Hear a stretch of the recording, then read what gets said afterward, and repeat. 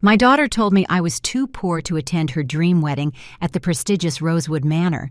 But what she didn't know was that I owned the entire estate, and when she tried to humiliate me in front of her future in-laws by disinviting me for being financially embarrassing, the look of absolute horror on her face when the venue manager called her personally to cancel everything was worth every sleepless night. I'd spent building my empire from nothing. Before we jump back in, tell us where you're tuning from, and if this story touches you, make sure you're subscribed, because tomorrow I've saved something extra special for you. Let me start from the beginning, because this story isn't just about one moment of betrayal. It's about 28 years of sacrifices that apparently meant nothing when my daughter decided I wasn't sophisticated enough for her perfect day. My name is Diana Hartwell, and I'm 52 years old. To most people in Millbrook Valley, I'm just the quiet woman who runs the small flower shop on Maple Street. You know, the type always has dirt under her fingernails, drives a 10-year-old Honda, shops at discount stores, and wears the same 3 cardigans in rotation. The kind of person who blends into the background at parent-teacher conferences and community events, unremarkable, forgettable, poor. That's exactly how I designed it. What my daughter Natalie, and frankly most of this town doesn't know, is that Diana Hartwell owns more property in Millbrook Valley than anyone else. The flower shop, it's just my hobby, my way of staying connected to the community I grew up in. My real business is Hartwell Holdings, a property development and management company that I built from absolutely nothing after I walked out when Natalie was 3 years old. 25 years ago, when Thomas left us with nothing but a mortgage we couldn't afford, and a toddler who kept asking where Daddy went, I made a choice. I could either feel sorry for myself, or I could make sure my daughter never wanted for anything. So while she slept, I studied. While she was at school, I worked 3 jobs. While she played with friends on weekends, I was learning about real estate property law and investment strategies. The first property I bought was a rundown duplex on the wrong side of town. I lived in one half with Natalie and rented out the other. Then I bought another, and another. Each property I purchased, I renovated myself. I learned plumbing, electrical work, carpentry, anything that would save money and increase value. My hands became permanently stained with paint and calloused from manual labor, but my bank account grew. By the time Natalie was in high school, I owned 12 rental properties. By her college graduation, it was 37. Today, at 28, she has no idea that her poor mother owns 43 properties throughout Millbrook Valley, including the crown jewel of the county, Rosewood Manor. Rosewood Manor isn't just any wedding venue. It's a 19th century estate sitting on 50 acres of pristine countryside, complete with formal gardens, a private lake, and a ballroom that has hosted senators, celebrities, and old money families for generations. It's the kind of place that books 2 years in advance and costs more for one evening than most people make in 6 months. I bought it 3 years ago, when the previous owners, the prestigious Whitmore family, fell into financial ruin. They had to sell quietly to avoid public humiliation. I paid cash through my holding company and kept the transaction as private as possible. The staff still calls me Mrs. Hartwell when I visit for business, but to them I'm just another property owner checking on her investment. They have no idea I'm the same Diana who arranges flowers for their lobby twice a week. I never told Natalie about any of this because I wanted her to understand the value of hard work, to appreciate what she had, and to treat people with respect regardless of their apparent station in life. I figured there would be time to explain everything later. Maybe when she got married, maybe when I decided to retire, I thought I was raising a daughter who would be proud of how far we'd come together. I was wrong. Last month, when Natalie announced her engagement to Bradley Whitfield, son of one of the wealthiest families in the neighboring county, I was genuinely happy for her. She'd found someone who clearly adored her, and despite their obvious wealth, Bradley had always been polite and kind during our few interactions. But then came the wedding planning conversations, and I began to see a side of my daughter I'd never noticed before. Or maybe I had noticed, but chose to ignore it, hoping it was just a phase. "We're thinking Rosewood Manor," she told me over dinner at her apartment, her voice taking on that dreamy quality she got when discussing anything expensive. "It's absolutely perfect, Mom. Bradley's parents have connections there, and they think they can get us in even though they're usually booked solid." I nearly choked on my wine. My own daughter was planning to get married at my venue and she had no idea. "That sounds lovely, sweetheart, I mean, but isn't that quite expensive?" She waved her hand dismissively. Bradley's parents are handling most of the costs. They insist on paying for everything because they want it to be perfect. You know how important appearances are to families like theirs. Families like theirs, not families like ours.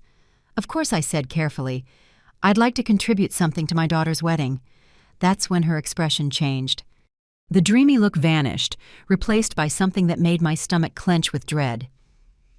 "Oh, Mom," she said, her voice taking on that patronizing tone adults use with children who don't understand grown-up things. "That's so sweet of you, but really you don't need to worry about it. I know money is tight for you, and this wedding is going to be, well, it's going to be quite grand. The kind of event that costs more than you could probably manage." I felt like she'd slapped me. "Natalie, I think you might be surprised by what I could manage." She reached across the table and patted my hand in a way that felt more condescending than comforting. "I love that you want to help, I really do. But this isn't going to be some small budget wedding. We're talking about 150 guests, premium, everything, live orchestra, imported flowers. The dress alone costs more than you probably make in 6 months at the flower show." I pulled my hand back slowly. "I see." "Don't take it the wrong way," she continued, clearly missing the warning signs in my voice. "It's just that Bradley's family moves in certain circles, and the wedding needs to reflect that. You understand, right? It's not personal, it's just business. Image matters in their world again, not our world." That conversation happened 3 weeks ago, and it was just the beginning of what would become the most painful month of my life. Because what came next made it clear that my daughter didn't just think I was too poor to contribute to her wedding, she thought I was too poor, too common, too embarrassing to even attend it. And that's when I realized that maybe it was time for Natalie to learn exactly who her mother really was. Preparing and narrating this story took us a lot of time, so if you are enjoying it, subscribe to our channel, it means a lot to us. Now back to the story. The moment I discovered just how far my daughter's embarrassment of me went wasn't through a heart-to-heart conversation or even an argument. It was through a group text message that I was never supposed to send. It was a Tuesday evening, and I was at the flower shop doing inventory when my phone buzzed with what I thought was a message from Natalie. Instead, I found myself accidentally added to a group chat titled Natalie's Wedding Squad that included her maid of honor, 3 bridesmaids, and Bradley's sister Vivian. The message that popped up made my blood run cold. Vivian Whitfield. "So we're all clear on the story for Saturday's venue walkthrough, right? If anyone asks about Natalie's family situation, we keep it vague. Bradley's parents are already nervous about the financial disparities, maid of honor." Rebecca got it. But what if his mom directly asks about Natalie's parents? She's been pretty pointed about wanting to meet them. Natalie, just say, "My dad isn't in the picture, and my mom is." Simple works with flowers, keep it light, and change the subject quickly. "I love her, but she's not exactly Whitfield family material, you know." I stared at my phone screen, reading and rereading those words. Simple works with flowers, not exactly Whitfield family material. The conversation continued, and each message felt like another knife to my chest. Bridesmaid Ashley. "What about the rehearsal dinner? Won't she be there, Natalie?" That's still being discussed. Bradley's parents want to keep it intimate, just immediate family and wedding part. I'm trying to figure out how to handle the mom situation without making it awkward for everyone. Vivian, honestly, maybe it's better if she just comes to the ceremony. Like she can sit in the back, watch her daughter get married, and then we do the reception with people who actually fit the vibe. No offense, but mixing social circles can be so uncomfortable for everyone involved. Natalie, that's actually not a bad idea. Mom would probably be more comfortable that way anyway. She gets so nervous around wealthy people. Remember when she met Bradley's parents for the first time? She was practically shaking and could barely string a sentence together. I remembered that dinner. I had been nervous, but not because I was intimidated by their wealth. I was nervous because I could feel their judgment, their subtle condescension, and I was trying my best not to let my real personality slip through. The personality of a woman who could buy and sell their country club membership without blinking. Rebecca.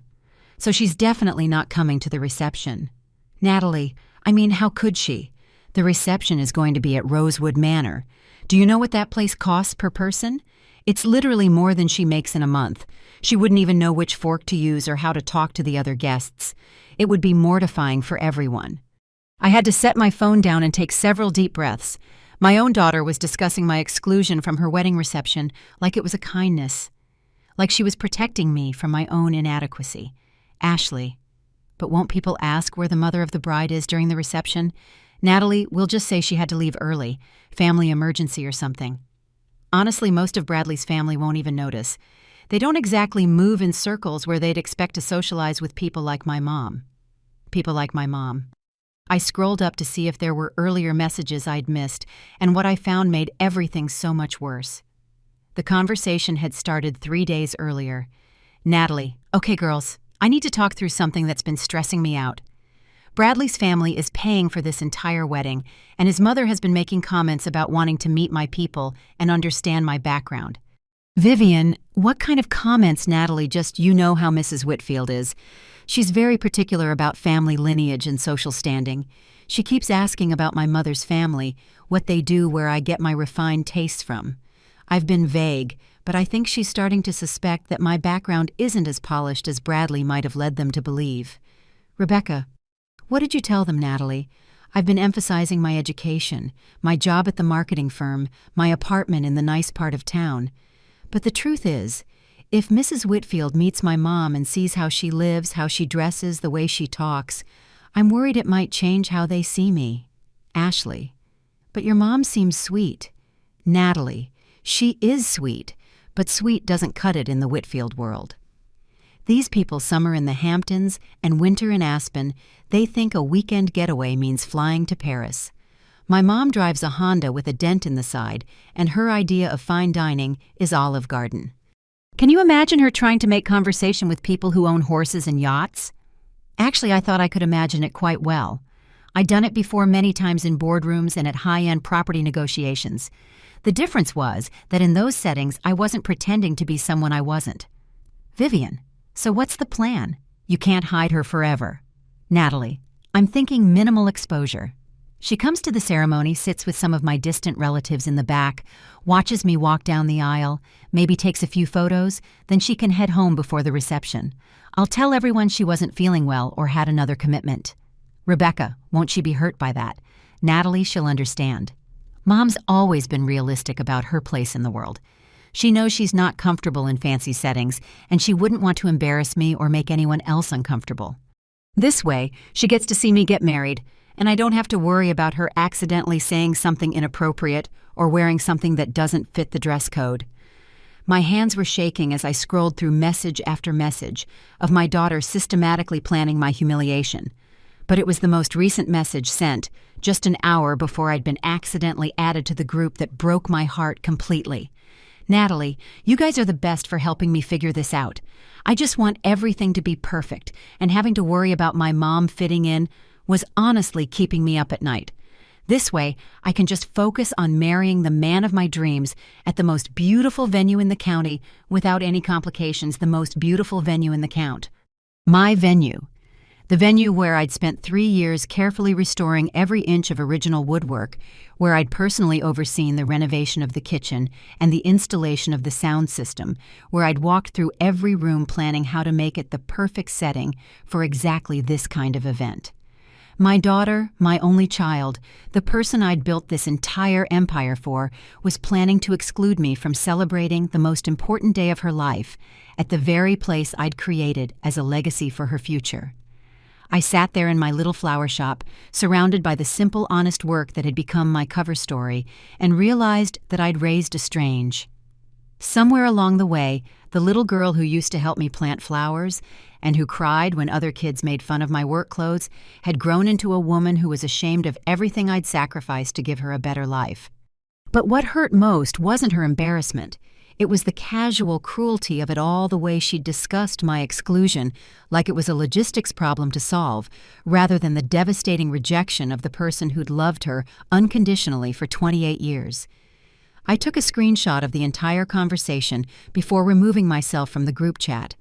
Then I sat in the quiet of my shop, surrounded by the scent of roses and baby's breath, and began planning exactly how my daughter was going to learn who her mother really was.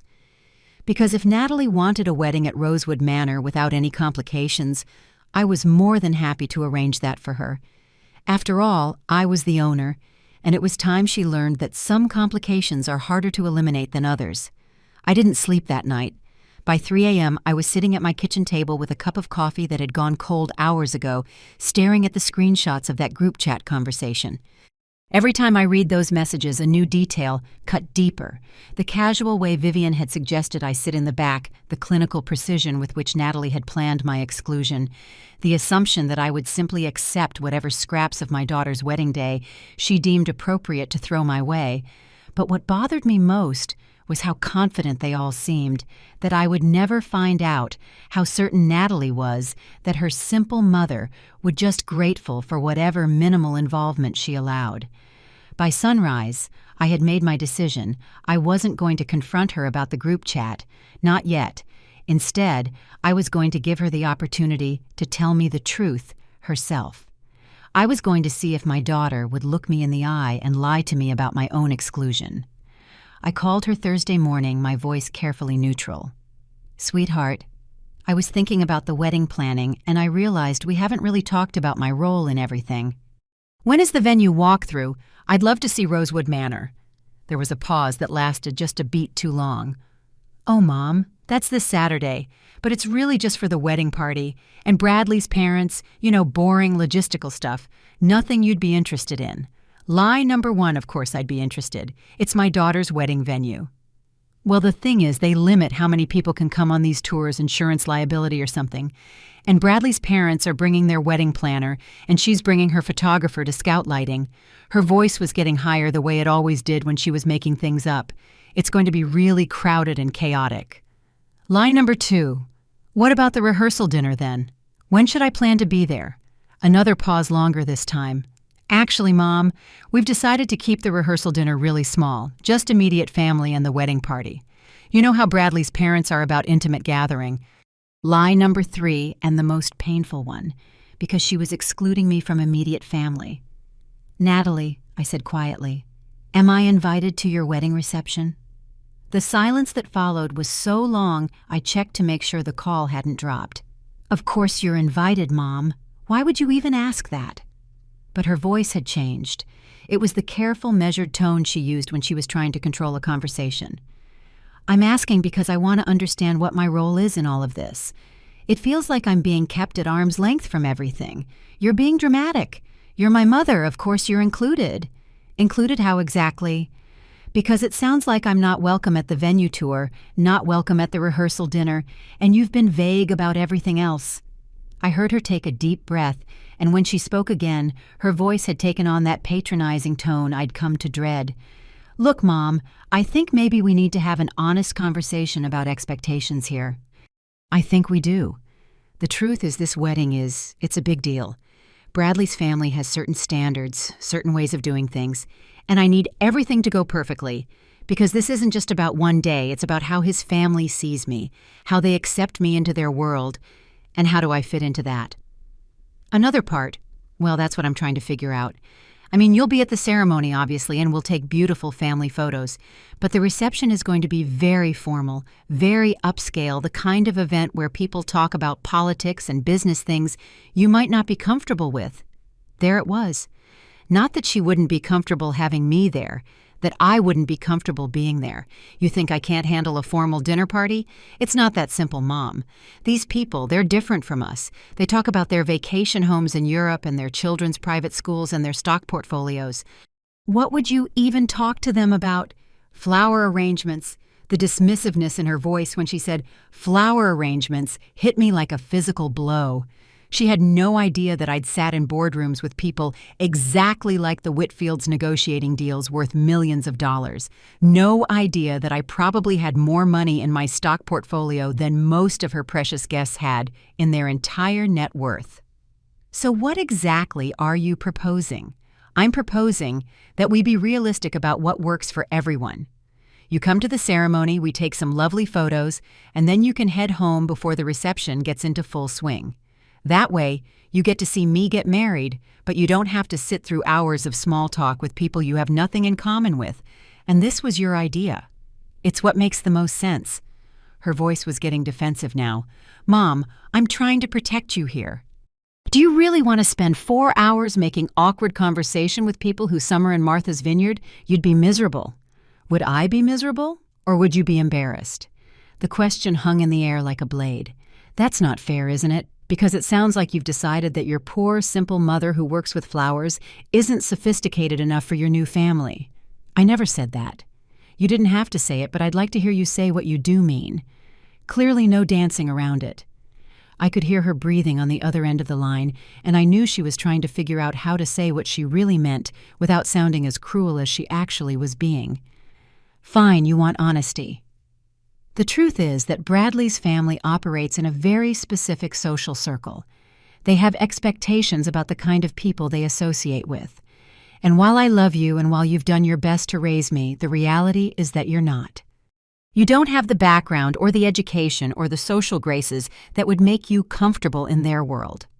Go on. Mom, you shop at Target. You drive a car that's older than some of Bradley's cousins. You've never been on an airplane, never eaten at a restaurant that requires reservations. These people own businesses and sit on charity boards and have advanced degrees from Ivy League school. What would you possibly have to talk to them about?" Each word was like a scalpel precisely cutting away 28 years of love and sacrifice. And you think that means I shouldn't be at my own daughter's wedding reception. I think it means we should be smart about how we handle this. I think it means we should consider what's best for everyone involved. Everyone except me that's not. Look, Mom, I knew you'd make this difficult. This is exactly why I didn't want to have this conversation, because you knew it would reveal exactly how little you think of me. Because I knew you'd take it personally instead of understanding that this is about bigger things than your feelings, bigger things than your feelings. My daughter, the child I'd worked 3 jobs to support the girl I'd put through college without her taking on a single dollar of debt, the woman whose entire comfortable life had been built on my sacrifice, had just told me that her social climbing was more important than my feelings. I sock you because I really need you to understand that this isn't about you not being good enough or me not loving you. It's about reality. It's about what makes sense. What makes sense? What makes sense is that you come to the ceremony, you watch me marry the man I love. We take some beautiful photos together, and then you go home knowing that you were part of the most important day of my life. Isn't that enough? Isn't that enough? After everything I'd given her, after every sacrifice I'd made, after building an empire I'd planned to leave to her someday, she was asking if watching her ceremony from the back row before being dismissed like hired help was enough. You know what, Natalie? You're absolutely right. I am. You are. You should absolutely have the wedding that makes sense for you. You should surround yourself with exactly the kind of people you want to associate with, and you shouldn't have to worry about anyone who might not fit your vision of perfection. Oh, Mom. Thank you for understanding. I knew I'm not finished. You should have exactly the wedding you deserve at exactly the venue you deserve, with exactly the guests you deserve. Something in my tone must have registered because her voice became uncertain. What do you mean? I mean that you're a grown woman who's made her choices very clear, and now you get to live with the consequences of those choices. Mom, you're scaring me. What consequences? What are you talking about? You'll find out soon enough. Sweetheart, enjoy your venue walkthrough on Saturday. I'm sure it will be very educational. I hung up before she could respond for the first time in 3 days. I smiled because my daughter was about to learn that there's a big difference between what makes sense and what actually happens when you underestimate the wrong person. And I was about to teach her that lesson in the most expensive classroom in Millbrook Valley after I hung up on Natalie. I found myself walking through my house, really looking at it for the first time in years. The modest 2-bedroom ranch on Elm Street that I'd bought when she was 7 years old. The same house where she'd done homework at the kitchen table while I studied real estate law by lamplight. The same living room where we'd watch Disney movies on Friday nights when I was too exhausted from work to do anything else but hold her close and pretend that everything was going to be okay. I had kept this house intentionally simple, even as my wealth grew, while I could have afforded a mansion in the hills overlooking Millbrook Valley. I chose to stay here because I wanted Natalie to grow up. Understanding that happiness didn't come from material things, I wanted her to value people for who they were, not what they own. Looking back now, I could see all the moments where I'd failed to teach her that lesson. And worse, I could see all the moments where I'd unknowingly contributed to her shame about our station in life. The pattern had started so subtly that I'd missed it completely. When Natalie was in middle school, she began asking why we couldn't go on vacations. Like her classmates, Sarah's family went to Disney World, she'd say, or Emma got to go skiing in Colorado. I always had the same response. Vacations are expensive, sweetheart. Maybe someday when business is better. The truth was that business was excellent by the time she was 12. I was making more in a month than most families in Millbrook Valley made in a year. But I was terrified of spoiling her, of raising a child who expected everything to be handed to her, so I maintained the fiction that we were just getting by, that every dollar had to be carefully considered when she started high school, and her friends began getting cars for their 16th birthdays. Natalie came to me with a carefully prepared presentation about why she needed a car to not wanted needed. She'd made a PowerPoint presentation on our old computer complete with slides about safety and responsibility, and how having a car would help her get a part-time job to help the family finances. I bought her a used Honda Civic Reliable Safe, but nothing flashed. I told her we'd gotten a good deal from someone who owed me a favor for helping with their garden. The look of disappointment on her face when she saw it parked in our driveway still haunted me, not because she was ungrateful, but because I could see her mentally comparing it to the BMW Sarah had gotten or the new Jeep that Emma was driving to school. "It's perfect, Mom," she'd said, and I could hear the effort it took to sound enthusiastic. It's exactly what I needed, but I knew it wasn't what she wanted, and I began to notice how she parked it in the far corner of the school lot, how she never offered to drive her friends anywhere, how she always had an excuse for why someone else should pick her up when they went out on weekend. College was where the real damage began, though I didn't recognize it at the time. Natalie had earned a partial academic scholarship to State University, and I was so proud of her. But when we went to orientation and saw the other families, parents in expensive clothes, talking about their vacation homes and their children's study abroad plans, I watched something change in Natalie's face. "Mom, maybe you should dress up a little more for these events," she'd whispered to me after we met her roommate's parents who were both doctors. I was wearing khakis and a nice blouse, the same outfit I wore to parent-teacher conferences. But suddenly I felt underdressed. What's wrong with what I'm wearing? Nothing's wrong with it. It's just these people are different. They notice things like clothes and shoes and stuff like that. I should have told her then that appearances didn't matter, that the content of someone's character was more important than the labels on their clothes. Instead, I found myself shopping for nicer outfits before visiting her at school, buying clothes. I never wore anywhere else. The lies started small when Natalie's friends asked what I did for work. She told them I was in real estate, technically true, but she said it in a way that implied I was an agent or broker, not someone who arranged flowers and lived in a small house on Elm Street. When they asked about her father, she said he was out of the picture, but never explained that he'd abandoned us when she was 3, leaving us with nothing but debt and broken promises by her sophomore year. Natalie had crafted an entire mythology about our family. According to her college friends, I was a successful businesswoman who preferred to live simply. Our house wasn't modest, it was charming and deliberately understated. My old Honda wasn't embarrassing. It was practical and environmentally conscious. I went along with it because I thought it was harmless. I thought she was just trying to fit in, and that eventually she'd outgrow her need to impress people with fictional versions of our life. I was wrong the summer after her junior year. Natalie brought home her boyfriend Marcus, not Bradley, a different boy from a wealthy family who she'd dated for 8 months. Marcus was polite enough, but I could see him taking inventory of our house. Noting the discount furniture and the outdated kitchen appliances, Natalie spent the entire weekend making excuses. Mom's renovating. Soon, she told him when he commented on the old-fashioned kitchen, she's just waiting for the right contractor. The house has such good bones, she said. When he raised an eyebrow at the carpet in the living room, Mom's planning to redo the floors next year. She's very particular about authenticity, she explained. When he asked why we didn't have a swimming pool like his family did, she believes in preserving the original character of the neighborhood lie after lie after lie. And I said, I told myself she was protecting my feelings, that she didn't want Marcus to look down on me. But the truth was becoming harder to ignore. Natalie was ashamed of me, and she was ashamed of the life we'd built. The breaking point with Marcus came when he suggested that Natalie spend the summer interning at his father's investment firm in the city, instead of coming home to work at the local flower nursery, as she'd planned. "You should think bigger than this," he told her, gesturing around our neighborhood during a walk one evening. "You're smart enough to do anything you want. Why limit yourself to this?" That night, after Marcus had gone to bed in our guest room, Natalie came to me with tears in her eyes. "Mom, I think I want to take the internship in the city." "Of course, sweetheart. If that's what you want, it's just Marcus is right. I need to start thinking about my future, about the kind of life I want to build, and staying here working at the nursery, it's not going to get me where I want to go." I asked her where she wanted to go, and she couldn't give me a straight answer. She talked about opportunities and networking and building my professional brand, but she couldn't tell me what she actually wanted to do with her life.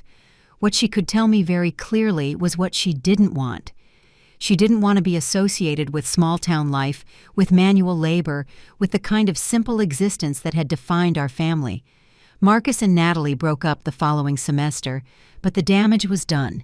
She'd gotten a taste of what life could be like if she distanced herself from her background, and she decided she liked it when she graduated and got the job at the marketing firm.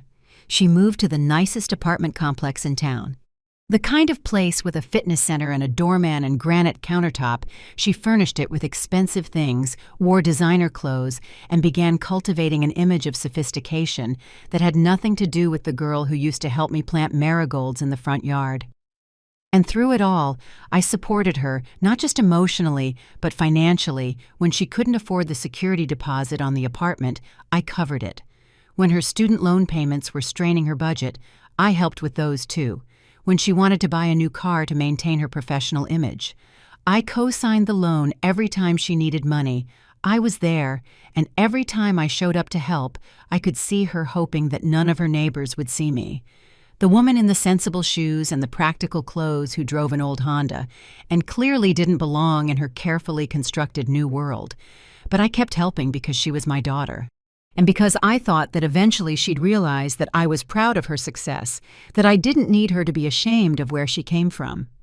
I kept helping because I thought that when she found the right person, someone who would love her for who she really was, not for the image she projected, she'd feel safe enough to let me back into her life fully when she started dating Bradley and told me he came from money. I was nervous, not because I cared about his wealth, but because I was afraid of what it would do to Natalie's already fragile relationship with her own background. But Bradley seemed different when I met him. He was genuinely warm and kind. He asked me questions about my flowers, complimented my cooking, and seemed genuinely interested in getting to know me. For a few months, I thought maybe Natalie had finally found someone who would help her. Remember that family mattered more than appearances. I should have known better.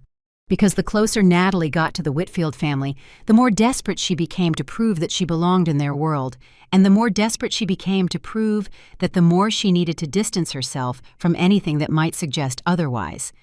Including sitting in my simple living room that Thursday evening, I realized that I'd spent 28 years trying to teach my daughter the wrong lesson. I'd thought I was teaching her humility and the value of hard work. But what I'd actually taught her was that our life wasn't good enough, that we had to apologize for who we were. That success meant leaving your family behind tomorrow. I was going to start teaching her a very different lesson that evening. I did something I hadn't done in years. I opened the filing cabinet in my home office and pulled out every folder related to Natalie's expenses. I needed to see the numbers. Needed to quantify exactly what my daughter's simple, poor mother had actually provided for her. Over the years, the first folder was labeled Education, and it was 3 inches thick. Natalie's college tuition alone had cost me $27,000 over 4 years. Not because I couldn't get financial aid.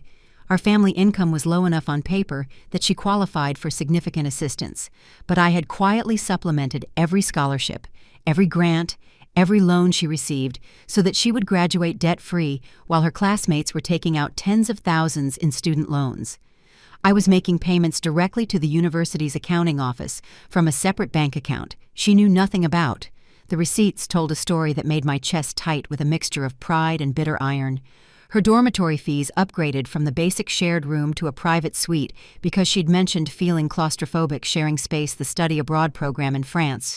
Her sophomore year, that cost $1 for a single semester, the unpaid internship in New York the summer before her senior year, where I covered her rent, food, and transportation costs because the networking opportunities were invaluable, but the position paid nothing. But education was just the beginning. The second folder was living expenses, and it documented a level of financial support that most parents couldn't dream of, providing the security deposit and first 3 months' rent on her luxury apartment. When she moved to town, the furniture I'd helped her buy at high-end stores because she wanted her place to make the right impression on colleagues called $1,000. The car down payment when she decided her college Honda wasn't professional enough. Then there were the smaller things that added up to staggering amounts over time, the monthly emergencies that always seemed to coincide with something she wanted but couldn't quite afford on her marketing salary. The designer clothes for important client meetings, the professional conference fees, the gym membership at the exclusive fitness club, where important contacts worked out the monthly hair and nail appointments that were essential for maintaining her image. I pulled out my calculator and started in the 5 years since Natalie had graduated college. I had quietly transferred $73,000 into her accounts for various necessities. Some of it was loans that she'd promised to pay back, but never mentioned again. Most of it was outright gifts disguised as help. During tough months, the third folder was the one that made me angriest: social expenses. These were the costs associated with helping Natalie maintain the lifestyle she felt she needed to fit in with her new social circle.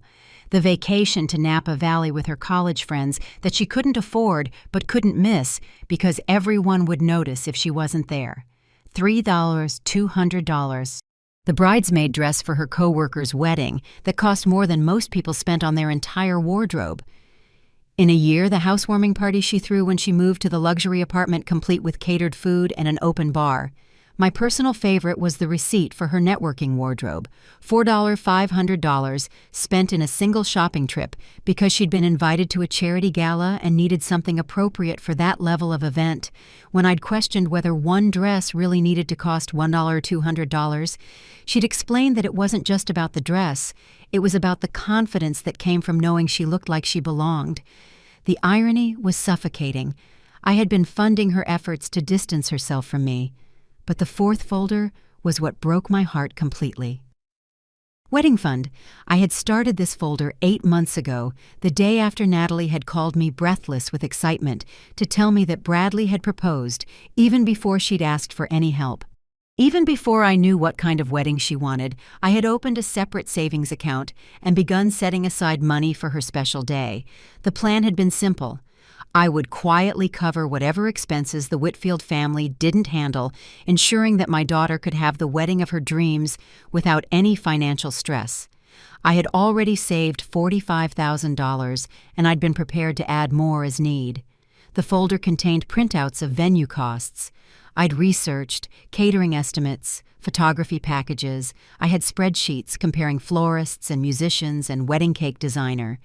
I had been planning to surprise her with an offer to pay for whatever she needed most. The photographer maybe, or the flowers, or the honeymoon. I had been planning to give her a wedding gift that would have covered more than half the total cost of her Rosewood Manor celebration, sitting there surrounded by years of financial records. I calculated the total amount I had spent on Natalie since her 18th birthday, $200, more than $250,000 invested in a daughter who now considered me too embarrassing to include in her wedding reception. But money was only part of the sacrifice. The folders didn't capture the opportunity costs, the vacations I never took because I was saving for her education, the house renovations I postponed because she needed help with her apartment, the retirement contributions.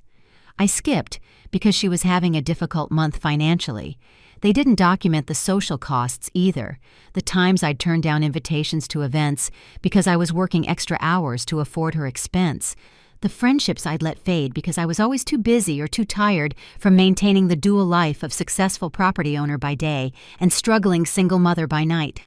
Most importantly, the folders couldn't capture the emotional cost of watching my daughter grow increasingly ashamed of everything I'd sacrificed to give her. I remembered the conversation we'd had just 6 months ago when she'd gotten a promotion at work. I had taken her out to dinner to celebrate, and over dessert she'd started talking about her 5-year plan.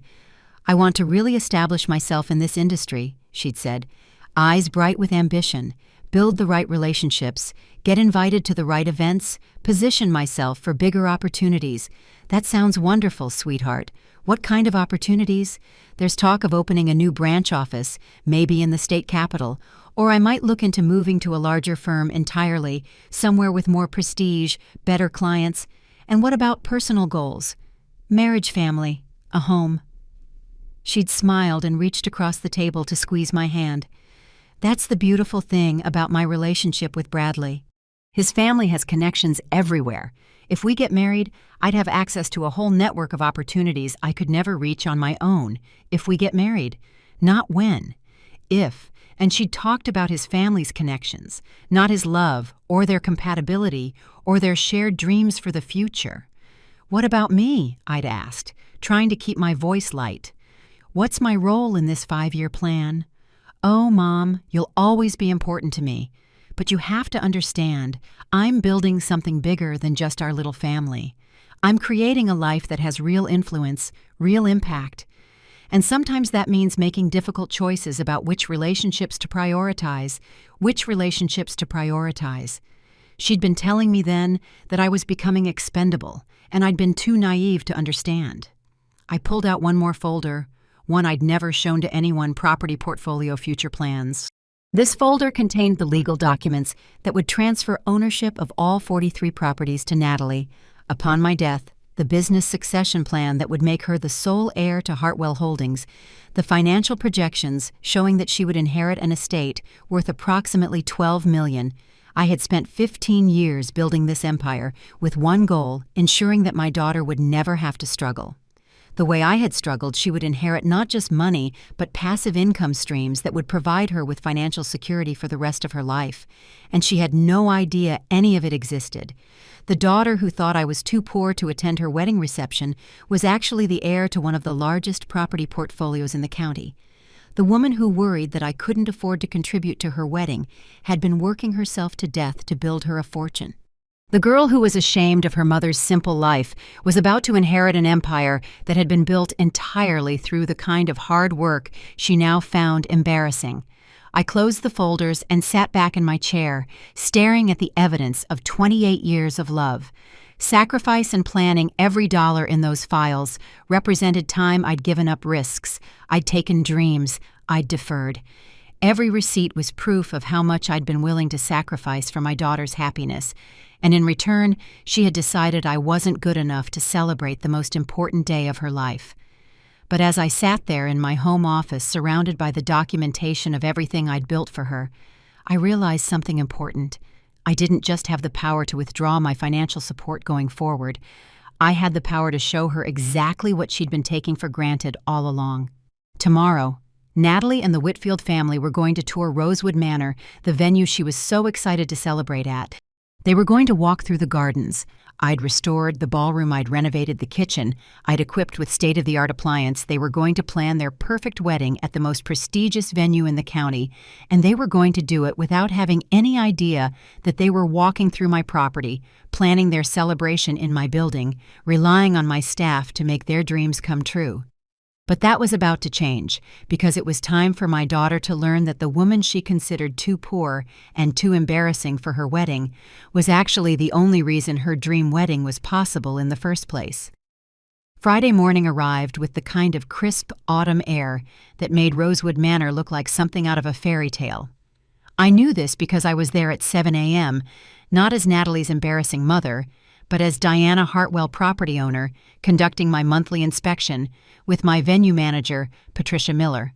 Patricia had been running day-to-day operations at Rosewood for 2 years, and she was exceptional at her job. She was also completely unaware that the woman who arranged flowers in the lobby twice a week was the same person who signed her paycheck. The Whitfield Morrison wedding tour is scheduled for 10 this morning. Patricia informed me as we walked through the Grand Foyer Premium Package tour, complete with champagne service, and the full presentation. Mrs. Whitfield specifically requested our most experienced guide.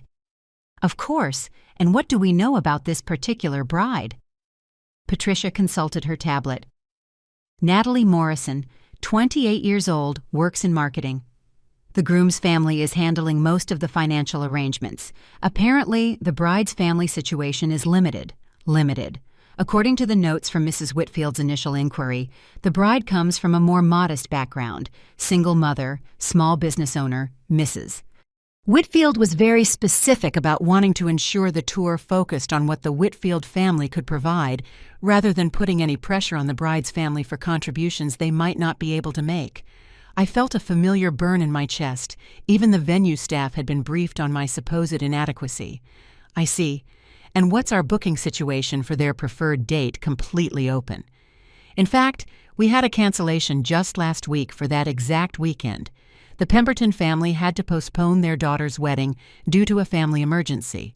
It was quite fortuitous for the Whitfield booking. Patricia had no idea that the fortuitous cancellation had been arranged by me.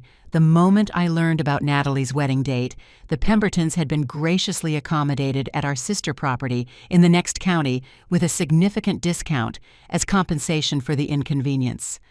Perfect. I'd like to observe the tour this morning discreetly, of course. I want to ensure our service standards are being maintained for such an important client family. Absolutely. Should I introduce you, if the opportunity arises? No, I said. My mind already forming a plan, I prefer to remain in the background. I'll be in the conservatory during the tour, if anyone asks. I'm just a consultant working on the garden renovation project at 9:45 a.m. I position myself in the conservatory with a clipboard and a measuring tape, playing the role of a landscape consult through the glass walls. I had a perfect view of the main entrance and could hear everything that happened in the adjoining spaces. The Whitfield party arrived precisely on time in a caravan of expensive vehicle. Bradley's parents, Charles and Eleanor Whitfield, emerged from a silver Mercedes, wearing the kind of understated luxury that screamed old money. Bradley stepped out of a BMW, looking nervous, but excited. Vivian arrived in her own car phone pressed to her ear, managing some crisis that apparently couldn't wait, and then Natalie stepped out of Bradley's passenger seat, and I barely recognized my own daughter. She was wearing a cream-colored cashmere coat that I'd never seen before, paired with boots that probably cost more than most people's monthly rent.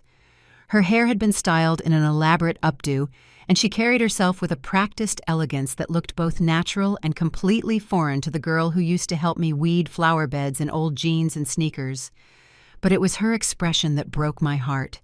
She looked terrified, darling. You look absolutely radiant, Eleanor Whitfield said, though her tone suggested she was making an effort to be encouraging. Are you excited to see your venue beyond? Excited? Natalie replied, her voice pitched higher than usual. I've been dreaming about this place for months. Well, let's see if reality lives up to the fantasy, Charles said, checking his watch. Patricia, wasn't it? We're ready when you are. Patricia appeared with her usual professional warmth, and I watched through the glass as she began the tour with her standard welcome speech about the history and prestige of Rosewood Manor. The group moved through the foyer, admiring the crystal chandelier and marble floors, while I repositioned myself to follow their progress. As you can see, Patricia was saying as they entered the main ballroom, we've maintained all the original architectural details while adding modern amenities. The sound system is state-of-the-art. The lighting can be customized for any mood, and the capacity is ideal for intimate gatherings of up to 200 guests. It's even more beautiful than the photos. Natalie breathed, spinning slowly to take in the room's grand. Bradley, can you imagine our reception here?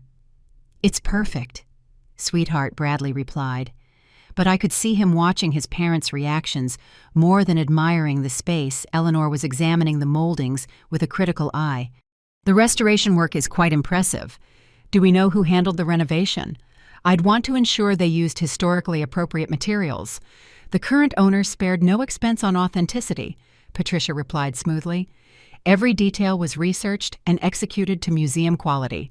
Stand the chandeliers are original Baccarat crystal restored by craftsmen in Prague. The floors are original heart pine, refinished using traditional techniques, and the gardens.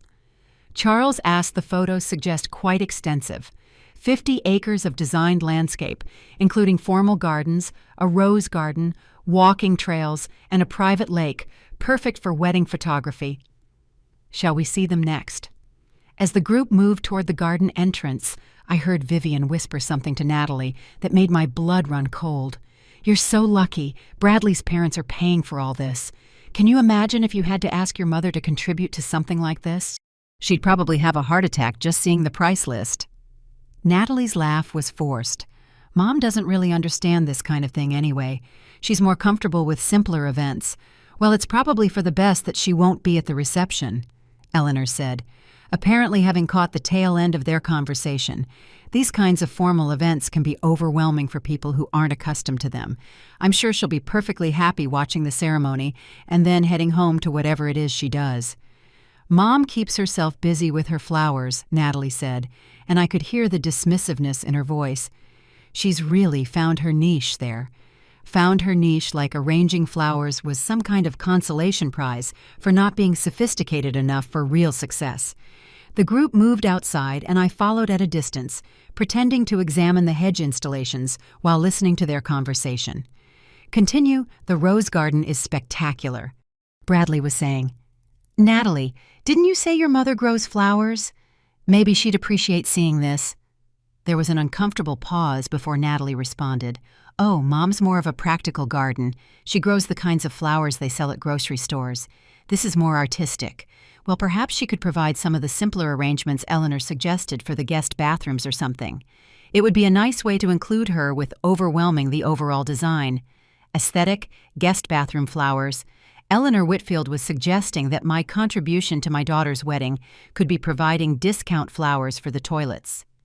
"That's so thoughtful," Natalie said, and she actually sounded grateful for the suggestion.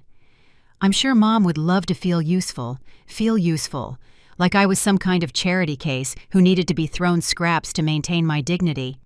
"Of course we'd want to approve the selections first," Eleanor continued, "just to ensure they complement the professional arrangements we'll be ordering from the city.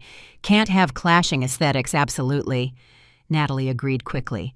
"I'll make sure Mom understands the color palette and style we're going for." I stood behind a taper, listening to my daughter and her future mother-in-law plan how to manage my participation in the wedding, like I was a potentially embarrassing elderly relative who needed to be handled delicately. But it was what happened next that made me realize this wasn't just about social climbing or wedding anxiety.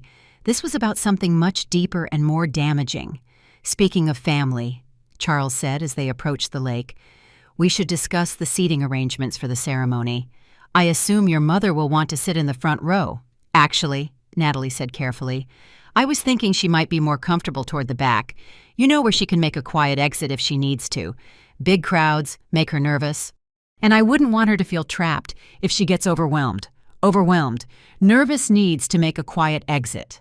My daughter was painting me as some kind of social invalid who couldn't handle being in public. "How considerate of you," Eleanor said approvingly. "It shows real maturity to think about what would make everyone most comfortable. I just want Mom to enjoy the day without any pressure." Natalie continued. "She's not used to formal events, and I know she'd be happier knowing she could leave whenever she wanted, without causing a scene, as if my mere presence at my daughter's wedding was a potential disruption that needed to be managed. That's when I realized that this wasn't just about embarrassment or social insecurity. Natalie hadn't just decided I was too poor for her wedding. She had convinced herself, and apparently everyone else, that I was too mentally and emotionally fragile to handle participating in her new life. She had rewritten our entire relationship, transforming herself from the beneficiary of my sacrifices into my protector, shielding me from situations I was supposedly too delicate to handle. It was brilliant, in a horrifying way, by casting me as someone who needed to be protected rather than someone who was being excluded. She had turned her rejection of me into an act of kindness. But as I stood there in the gardens of my own property, listening to my daughter and her new family plan my marginalization with such careful consideration for my supposed limitations, I realized that the conversation I'd overheard was just the beginning. Because they weren't just planning a wedding, they were planning a future in which I would be permanently relegated to the role of the simple, fragile woman who needed to be handled with kid gloves and kept at arm's length for her own good, and it was time to show them all exactly how wrong they were about everything. The tour concluded with champagne on the terrace overlooking the lake, where Patricia presented the final contract details to the Whitfield family.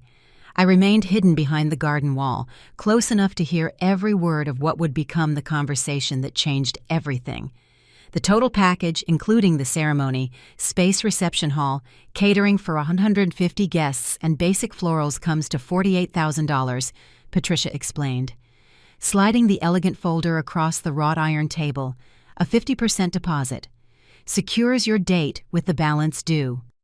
2 weeks before the event. I watched Charles Whitfield's face as he reviewed the numbers, even for a wealthy family. $48,000 for a single day was significant money. Eleanor pursed her lips slightly, not at the cost, but at what appeared to be the mental calculation of their overall wedding budget. And this includes everything we discussed. Eleanor asked the upgraded linens, the premium bar package, the late-night catering extension. Everything except upgraded florals, specialty lighting, and additional decor items. Patricia confirmed those would be handled separately through our preferred vendors. "What about parking?" Bradley asked. "We'll have some guests coming from quite a distance. Complimentary valet service is included for events of this size," Patricia replied smoothly. Natalie had been unusually quiet during this discussion, and I could see why the numbers being thrown around were staggering more money than she made in an entire year. The reality of what the Whitfield family was spending on her wedding was finally sinking in, and with it, the magnitude of her debt to them. "Well," Charles said, closing the folder with satisfaction, "I think we're ready to move forward.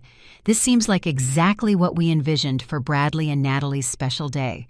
That's when Natalie spoke up, her voice small and hesitant. Maybe we should think about scaling back a little. I mean, this is so much money. And I feel terrible that your family is carrying the entire cost." "Nonsense," Eleanor said briskly. "This is an investment in both of your future, the connections you'll make at this wedding, the impression it will create in our social circle. These things matter more than you realize. But I could ask my mother to contribute something," Natalie continued, clearly struggling with the weight of the expense. "I know she doesn't have much, but maybe she could cover the flowers or—" "Darling," Eleanor interrupted, her tone gentle but firm. "We've discussed this. Your mother's contribution will be her presence and her love.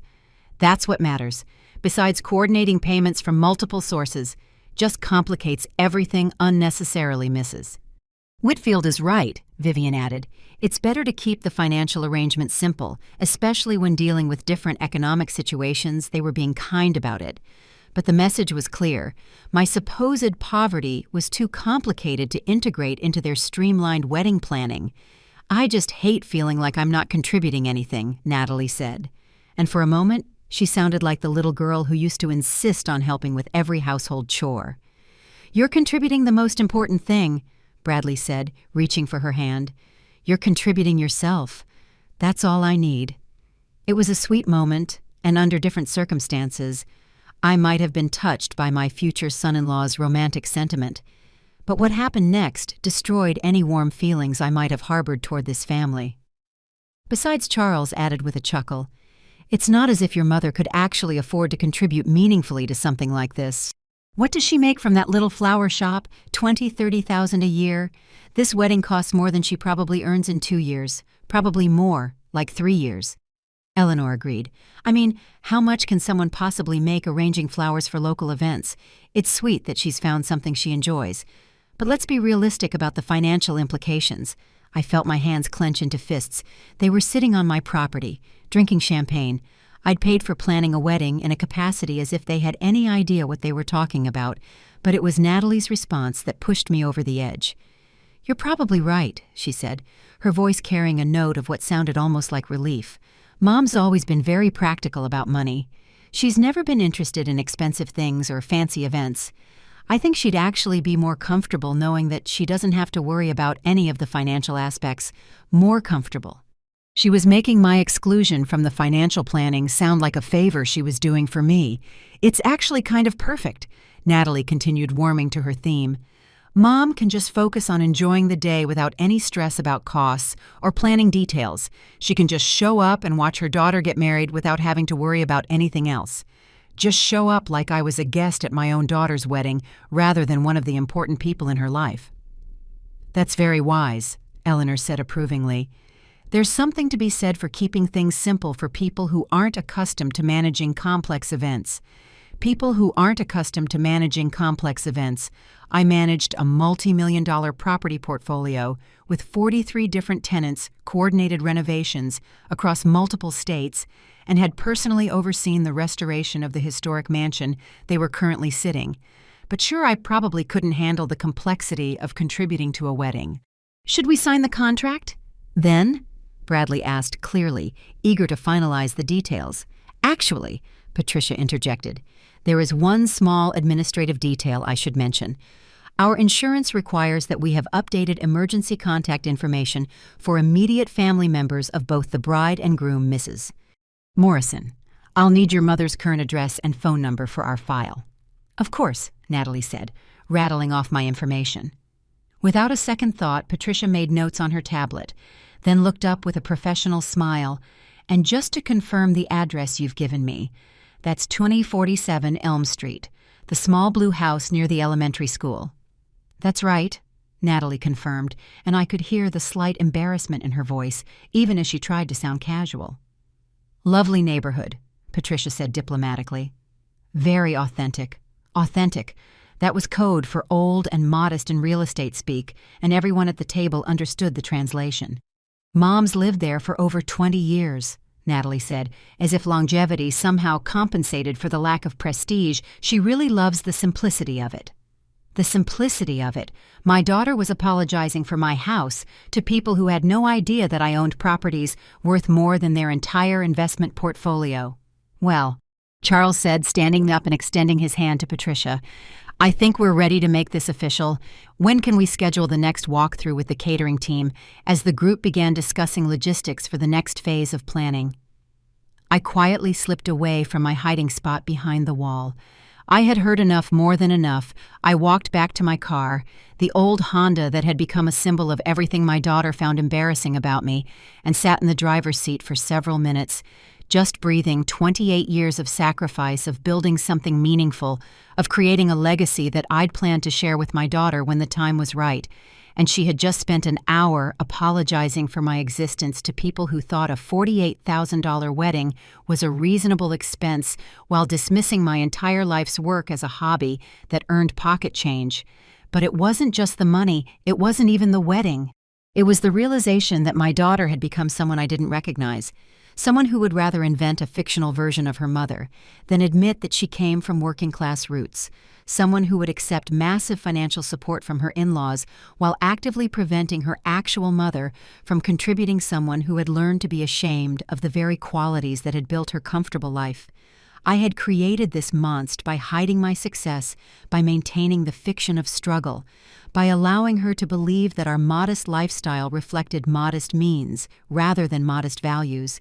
I had enabled her to develop contempt for everything I actually represented, and now she was about to marry into a family that reinforced all of her worst instincts about class and worth and social hierarchy. I pulled out my phone and called Patricia Diana Hartwell here. I need to schedule a meeting with you this afternoon about the Morrison-Whitfield contract, of course, Mrs. Hartwell. Is there a problem with the booking? You could say that I'll be there at 3 o'clock, and Patricia, I want you to pull the complete file on this event. Everything, the guest list, the menu selections, the vendor, contracts, the payment schedule, everything. Certainly should I prepare anything specific for the meeting? I smiled, and for the first time in days, it felt genuine. Prepare the contract termination paperwork. We're going to need it. As I hung up and started the car, I felt something I hadn't experienced in years, complete. I knew exactly what I was going to do, and I knew exactly why I was going to do it. My daughter wanted a wedding that reflected her new values, her new priorities, her new understanding of what mattered in life. She wanted an event that celebrated her escape from her humble beginnings and her integration into a world that measured worth in dollars and social connections. And I was going to give her exactly that. I was going to show her what happened when you rejected the people who actually loved you, in favor of those who only valued what you could project. I was going to teach her the difference between having money and earning respect. And I was going to do it at the venue. She had chosen my venue in front of the people whose opinions mattered most to her, because sometimes the only way to save someone from their own mistakes is to let them experience the full consequences of their choices. And Natalie was about to learn that lesson in the most expensive classroom in Millbrook Valley. My meeting with Patricia that afternoon was brief and professional. Within 20 minutes, I had reviewed every detail of the Morrison Whitfield contract and made my decision that the booking would be canceled, effective immediately. Patricia was clearly confused by the decision. Canceling a premium booking was unusual for any business, but she followed my instructions without question. "Should I cite a specific reason for the cancellation?" she asked, fingers poised over her computer keyboard. "Venue, unavailable due to unforeseen circumstances." I said simply, "Standard cancellation clause applies, full refund of any deposits already paid. And when should I make the call to the Whitfield family?" I checked my watch. It was 4:30 p.m. On Friday afternoon, Monday morning, first thing that should give them the weekend to process the news. What I didn't tell Patricia was that I wanted the weekend to unfold exactly as Natalie had planned. I wanted her to spend Saturday and Sunday glowing with excitement about her perfect venue, maybe even driving by Rosewood Manor to take more photos, calling her friends to gush about the champagne tour and the beautiful garden I wanted her to have. 2 full days of pure happiness before her world came crashing down. I also wanted time to prepare for what would come next. Saturday morning, I received the text message I'd been expecting. "Natalie, Mom, the venue tour yesterday was amazing. Rosewood Manor is even more beautiful than I imagined. I can't wait for you to see it during the ceremony. You're going to love the gardens." I stared at the message for a long time before responding. "I'm sure it's lovely, sweetheart. I'm glad you're happy, Natalie. Bradley's parents are being so generous, I honestly can't believe how lucky I am. Sometimes I feel like I don't deserve all this." That message actually made me sad for just a moment. It sounded like my daughter, the girl who used to worry that she was asking for too much, who always tried to make sure everyone else was taken care of first. But then came the follow-up. "Natalie, Miss Whitfield suggested that maybe you could provide some simple flower arrangements for the guest bathrooms. Nothing fancy, just something sweet and homemade. Would you be willing to do that? It would be such a nice way for you to contribute something personal to the wedding. Guest bathroom flower, simple and homemade, a nice way to contribute something personal." I read the message 3 times each time, feeling a fresh wave of anger at how perfectly it encapsulated everything that had gone wrong between. My daughter was offering me the privilege of decorating toilets at my own venue, while the Whitfield family paid for everything that actually mattered me. "We'll see, sweetheart. Let's talk about it closer to the wedding." "Natalie, perfect, you're the best mom. I love you so much." Sunday was quiet. No messages from Natalie, which meant she was probably spending the day with Bradley and his family, maybe planning more details, or simply basking in the afterglow of their perfect venue tour. I spent the day in my garden, actually tending to my flowers for the first time in weeks. There was something soothing about working with my hands, about caring for something real and honest and uncomplicated. Monday morning arrived gray and drizzly, the kind of weather that made everything seem more dramatic. I was in my shop arranging a sympathy bouquet for Mrs. Henderson's funeral when my phone began ringing. The first call came at 9:47 a.m. "Natalie Mobile." I let it ring. The second call came at 9:52 a.m. "Natalie Mobile." I continued working on the arrangement by 10:15 a.m. I had received 6 calls from Natalie, 3 from Bradley, and 2 from numbers I didn't recognize but suspected belonged to the Whitfield family. My voicemail box was full. At 10:23 a.m., Natalie burst through the door of my flower shop. Her hair was disheveled, her makeup smeared, and she was wearing what looked like the same clothes from yesterday. She looked like she hadn't slept. "Mom," she practically shouted, causing the 3 customers browsing my arrangements to turn and stare. "Why aren't you answering your phone? I'm working." "Sweetheart," I said calmly, not looking up from the white lilies I was arranging. "What's wrong? What's wrong?" Her voice cracked. "What's wrong is that Rosewood Manor just called and canceled our wedding." I continued working with the flowers, taking my time to adjust each stem. "That's terrible. What happened?" "They said the venue is suddenly unavailable due to unforeseen circumstances." "Unforeseen circumstances, Mom. What kind of circumstances could possibly make a venue unavailable? With 6 weeks' notice, I'm sure." "I don't know," I said finally, looking up at her with what I hoped was an appropriately sympathetic expression. "Did they give you any more details?" "No, nothing, just that they're very sorry. But the venue is no longer available for our date, and they'll be refunding our deposit. They won't even tell us what the circumstances are. It's like they're hiding something."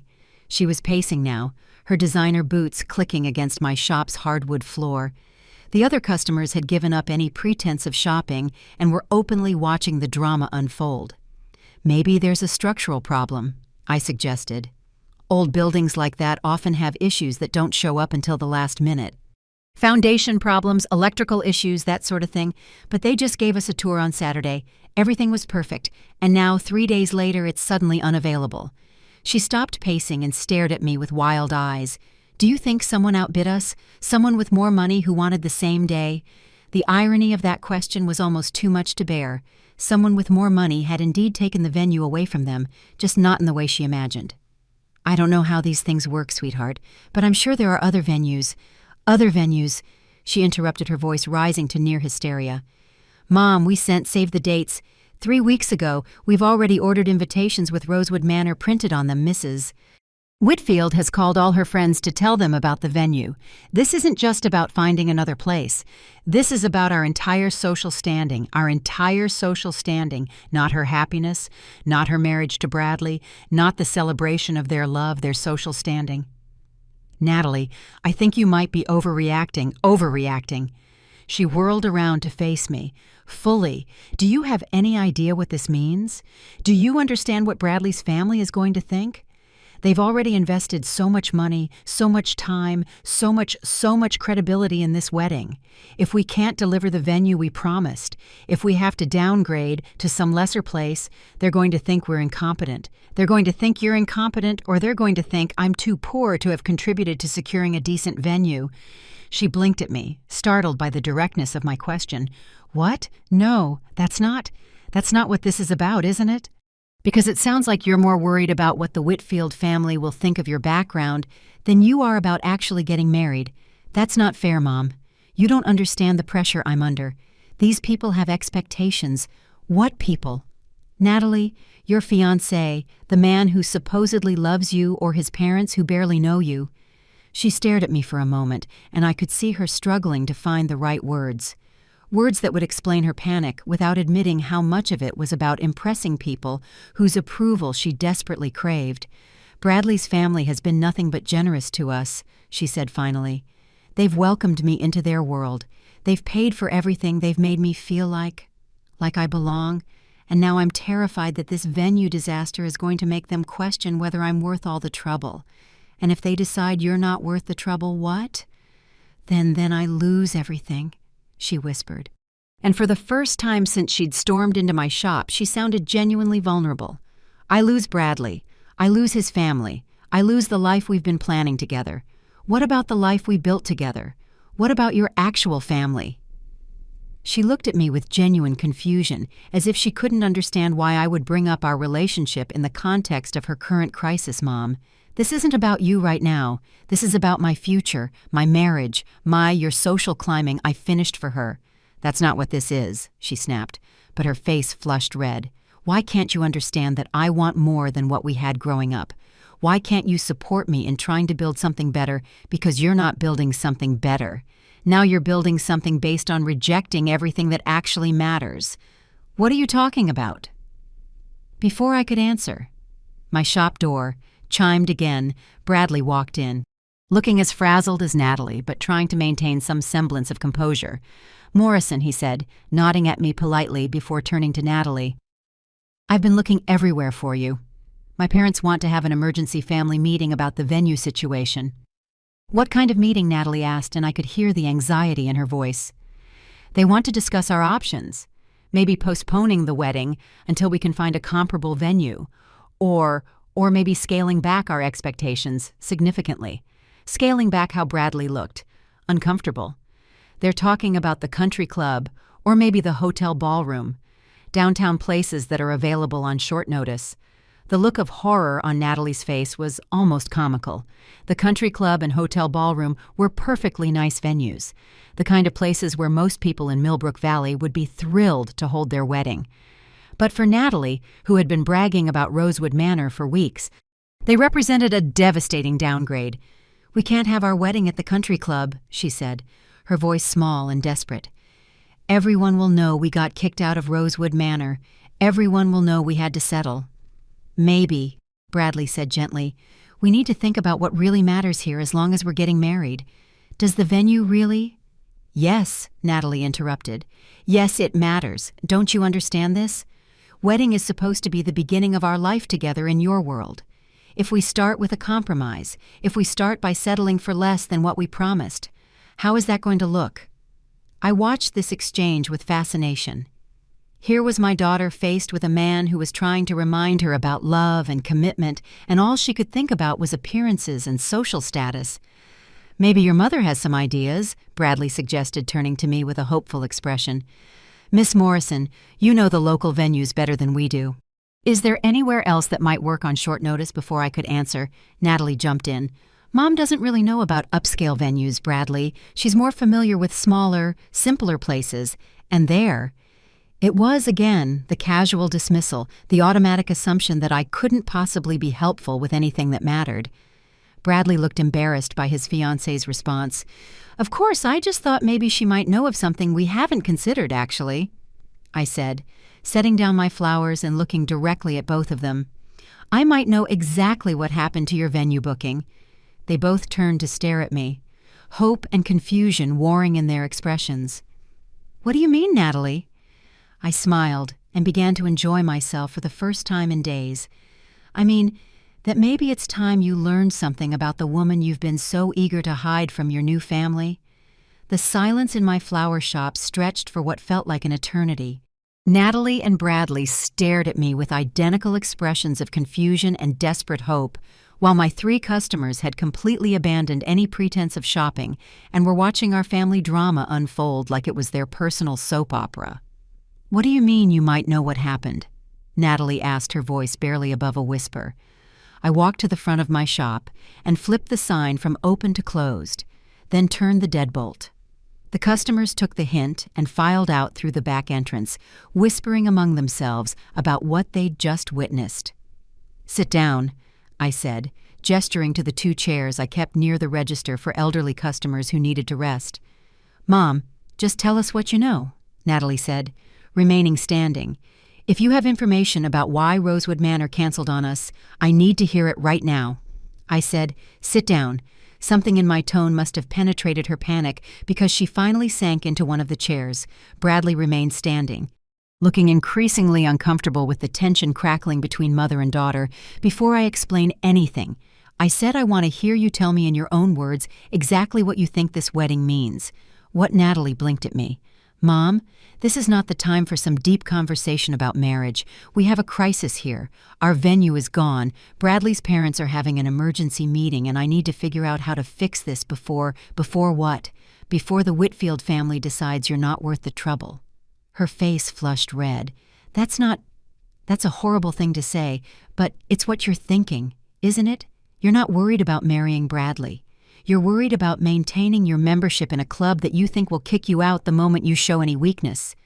"Bradley's family has been incredibly generous," she said, her voice getting higher. "They've welcomed me. They've paid for everything. They've treated me like family. Of course I don't want to disappoint them. Tell me about your guest bathroom flower arrangement idea."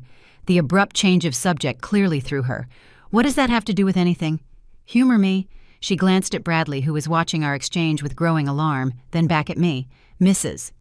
Whitfield thought it would be nice if you could contribute something personal to the wedding. She suggested that maybe you could do some simple arrangements for the guest bathroom, nothing elaborate, just something homemade. Homemade, I repeated for the bathrooms. It was meant to be a kindness. Mom, a way for you to feel included without having to stress about expensive arrangements or competing with the professional florist I see, and where exactly was I supposed to sit during the ceremony? Another glance at Bradley. Well, we discussed maybe toward the back so you could have an easy exit if you felt overwhelmed by all the people. An easy exit. You don't like crowds. Mom, you get nervous at big events. I thought you'd be more comfortable knowing you could leave whenever you wanted without having to walk past everyone. Bradley was staring at his fiancée with an expression I couldn't quite read. Natalie, your mother seems perfectly comfortable right now. Why would you think she'd be overwhelmed by your wedding? It's not just about comfort, Natalie said quickly. It's about fit, Bradley. Your family's world is very different from what Mom is used to. The conversations, the social expectations, the way people interact at formal events. It's just not her scene. Not her scene, I repeated. That's not an insult. Mom people have different comfort zones. You're happiest here in your shop with your flowers, with people who understand lifestyle. My lifestyle. Bradley was looking increasingly uncomfortable. Natalie, maybe we should focus on finding a new venue instead of no, I said firmly. We're going to finish this conversation first. Natalie, I want you to tell Bradley exactly what you told your friends about why I'm not invited to the reception. Her face went white. What are you talking about? I think you know exactly what I'm talking about. She stood up abruptly, panic replacing confusion in her expression. Mom, I don't know what you think you heard, but I didn't hear anything. I read all of it. Every message in your wedding planning group chat, where you and your friends discuss the mom situation and how to handle your embarrassing family background. The blood drained from her face completely. Bradley turned to stare at his fiancée with an expression of dawning horror. Natalie, he said slowly. What is she talking about? I can show you, I said, pulling out my phone. I took screenshots before I removed myself from the group chat. Would you like to read about how your fiancée described her mother to her friend? Mom, please, Natalie whispered, but I was already scrolling through the images. Here's a good one, I said, beginning to read aloud. I love her, but she's not exactly Whitfield family material, you know. Or how about this one? She doesn't belong in that kind of setting. Oh, and my personal favorite, these people own horses and yachts. Can you imagine her trying to make conversation with them? Bradley's face had gone very still. You said that about your mother. Bradley, you have to understand the context. What context could possibly make that acceptable? The context, I said. Continuing to read from my phone, is that your fiancée told her friends that I would be mortified by the expense of the reception because it costs more than she makes in a month. She said I wouldn't know which fork to use or how to talk to wealthy people. Natalie was crying now, but I wasn't done. She also told them that she was worried about me accidentally saying something inappropriate or wearing something that doesn't fit the dress code.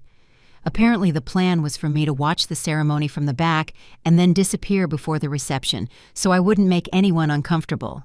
Bradley was staring at his fiancée like he'd never seen her before. You were planning to exclude your mother from our wedding reception. Not exclude, Natalie said desperately. I was trying to protect her and protect everyone else from an awkward situation. Protect everyone else from your mother. You don't understand how different our worlds are. Bradley, your family has expectations, standards. My family has expectations about treating people with basic human decency. Bradley interrupted, his voice sharp with anger. We have standards about loyalty and family and respect. What we don't have is a standard that says, it's acceptable to hide your mother, like she's some kind of embarrassment, but she is.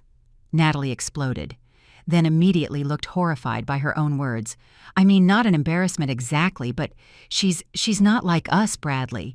She doesn't understand our world. Our world? I asked quietly. What world is that exactly? The world where people have professional careers and investment portfolios and country club membership?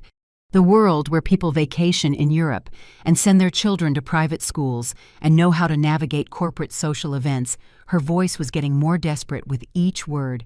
You work in a flower shop. Mom, you drive a 10-year-old car and live in the same house you bought 20 years ago and shop at discount stores. There's nothing wrong with that, but it's not the same universe as the people who'll be at my wedding. You're right, I said calmly. It's not the same universe. Your universe is one where a woman can build a multi-million-dollar business empire, and her own daughter doesn't even know it exists. The silence that followed was deafening. What did you say? Natalie whispered. You heard me. Bradley was looking back and forth between us like he was watching a tennis match misses. Morrison, what are you saying? I'm saying that your fiancé has spent so much time being ashamed of her poor mother that she never bothered to find out who her mother actually is. Mom, what are you talking about? You own a flower shop. You've always been, I own 43 properties in Millbrook Valley, I said, cutting her, including 12 commercial buildings, 18 rental homes, 13 luxury condominiums, and one 50-acre estate with a fully restored 19th century mansion. Natalie's mouth opened and closed like a fish. I also own Hartwell Holdings, a property development and management company with assets worth approximately $12 million. The flower shop is my hobby, not my livelihood. That's impossible, Natalie breathed. Is it? Did you ever ask to see my tax return? Did you ever wonder how I could afford to pay for your entire college education without taking out loans? Did you ever question how I managed to help you with your apartment deposit and your car down payment and your monthly emergencies without any apparent strain on my budget?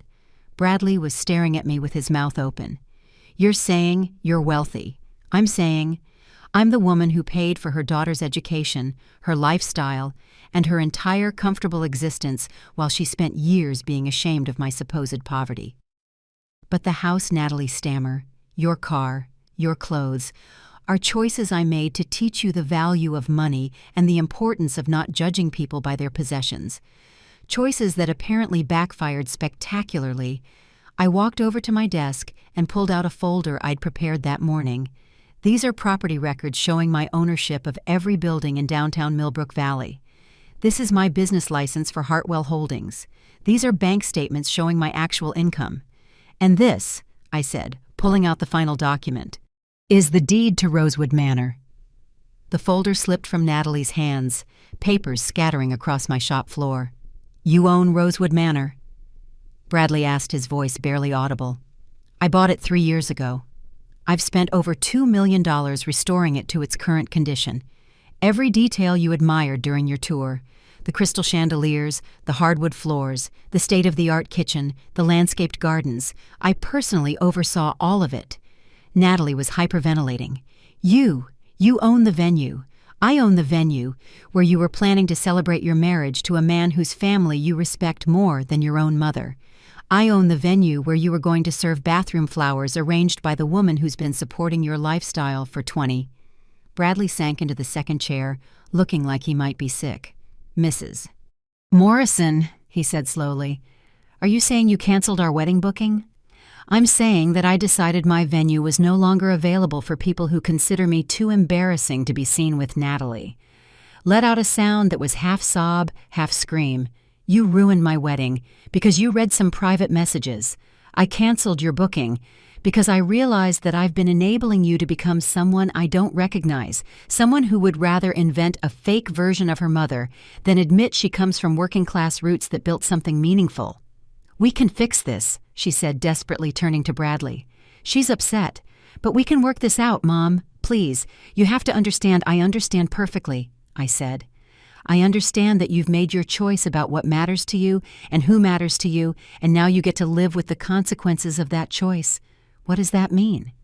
I smiled, and for the first time in days, it felt completely genuine. It means, sweetheart, that you're about to learn what happens when you bite the hand that's been feeding you for your entire adult life. The silence in my flower shop stretched for what felt like an eternity. Natalie and Bradley stared at me with identical expressions of confusion and desperate hope, while my 3 customers had completely abandoned any pretense of shopping and were watching our family drama unfold like it was their personal soap opera. What do you mean? You might know what happened, Natalie asked, her voice barely above a whisper. I walked to the front of my shop and flipped the sign from open to closed, then turned the deadbolt. The customers took the hint and filed out through the back entrance, whispering among themselves about what they'd just witnessed.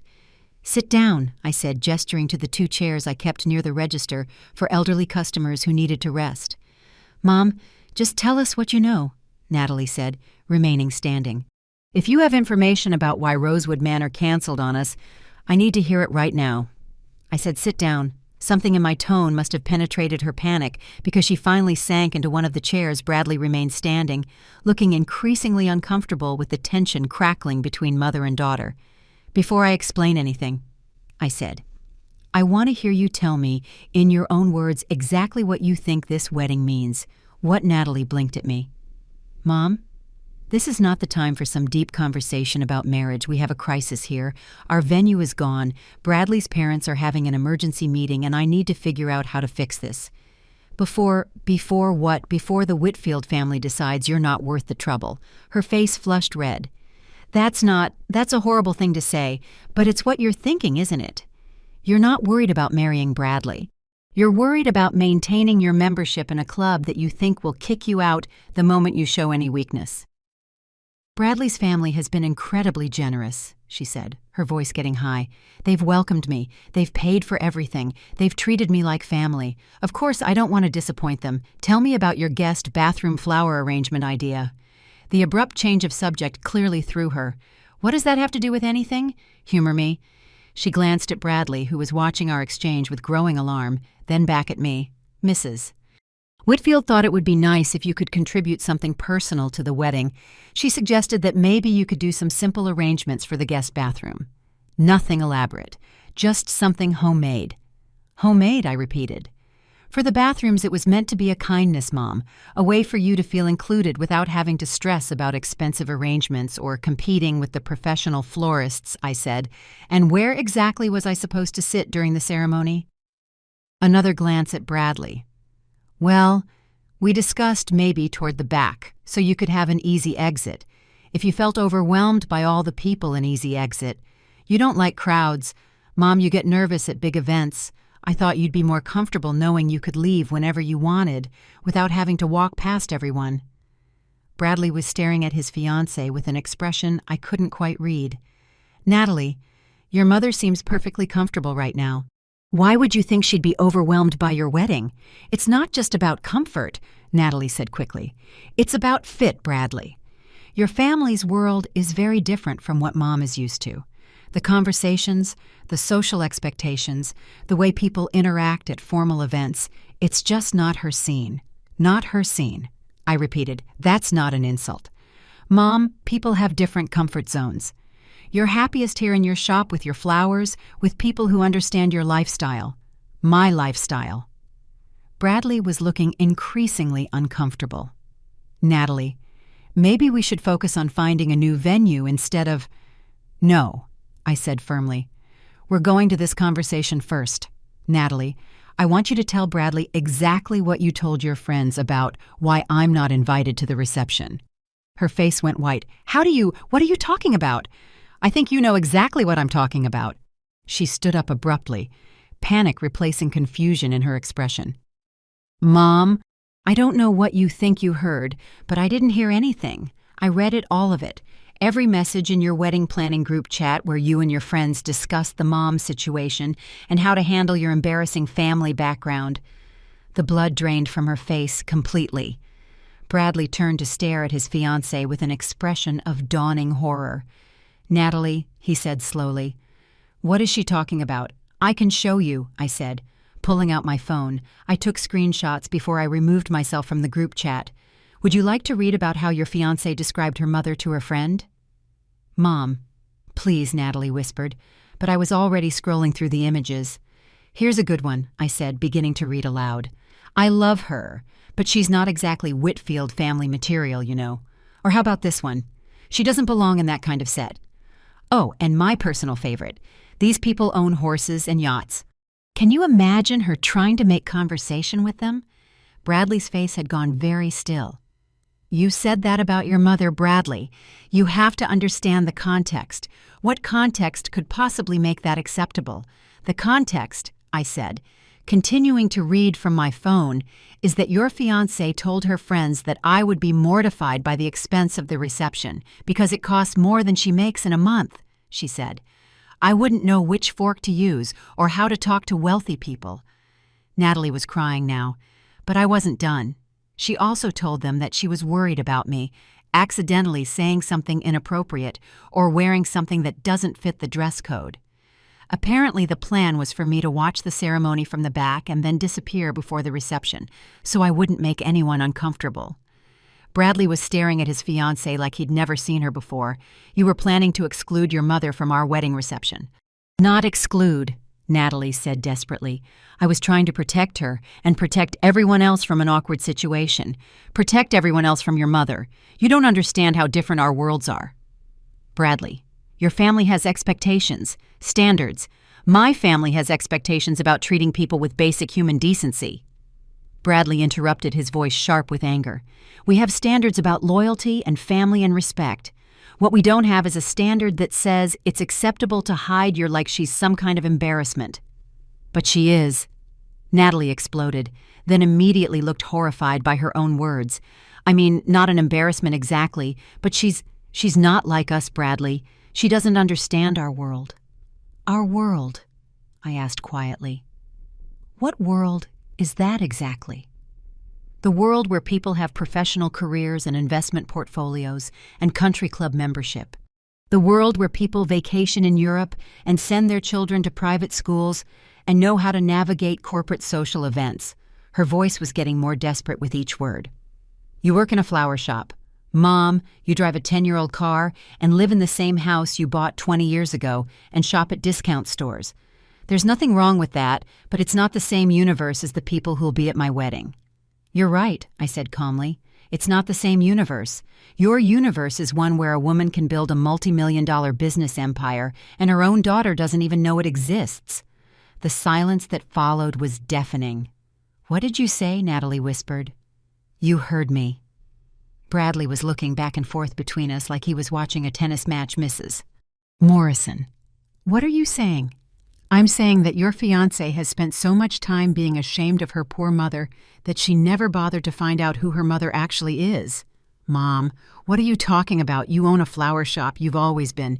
"I own 43 properties in Millbrook Valley," I said, cutting her off, including 12 commercial buildings, 18 rental homes, 13 luxury condominiums, and one 50-acre estate with a fully restored 19th century mansion. Natalie's mouth opened and closed like a fish. "I also own Hartwell Holdings, a property development and management company with assets worth approximately $12 million. The flower shop is my hobby, not my livelihood." "That's impossible," Natalie breathed. Did you ever ask to see my tax return? Did you ever wonder how I could afford to pay for your entire college education without taking out loans? Did you ever question how I managed to help you with your apartment deposit and your car down payment and your monthly emergencies without any apparent strain on my budget?" Bradley was staring at me with his mouth open. "You're saying you're wealthy. I'm saying I'm the woman who paid for her daughter's education, her lifestyle, and her entire comfortable existence while she spent years being ashamed of my supposed poverty. But the house, Natalie Stammer, your car, your clothes are choices I made to teach you the value of money and the importance of not judging people by their possessions. Choices that apparently backfired spectacularly." I walked over to my desk and pulled out a folder I'd prepared that morning. "These are property records showing my ownership of every building in downtown Millbrook Valley. This is my business license for Hartwell Holdings. These are bank statements showing my actual income. And this," I said, pulling out the final document, "is the deed to Rosewood Manor." The folder slipped from Natalie's hands, papers scattering across my shop floor. "You own Rosewood Manor?" Bradley asked, his voice barely audible. "I bought it 3 years ago. I've spent over $2 million restoring it to its current condition. Every detail you admired during your tour, the crystal chandeliers, the hardwood floors, the state-of-the-art kitchen, the landscaped gardens. I personally oversaw all of it." Natalie was hyperventilating. You own the venue. I own the venue where you were planning to celebrate your marriage to a man whose family you respect more than your own mother. I own the venue where you were going to serve bathroom flowers, arranged by the woman who's been supporting your lifestyle for 28 years. Bradley sank into the second chair, looking like he might be sick, as, "Morrison," he said slowly, Are you saying you canceled our wedding booking? I'm saying that I decided my venue was no longer available for people who consider me too embarrassing to be seen with Natalie. Let out a sound that was half sob, half scream. You ruined my wedding because you read some private messages. I canceled your booking because I realized that I've been enabling you to become someone I don't recognize, someone who would rather invent a fake version of her mother than admit she comes from working-class roots that built something meaningful.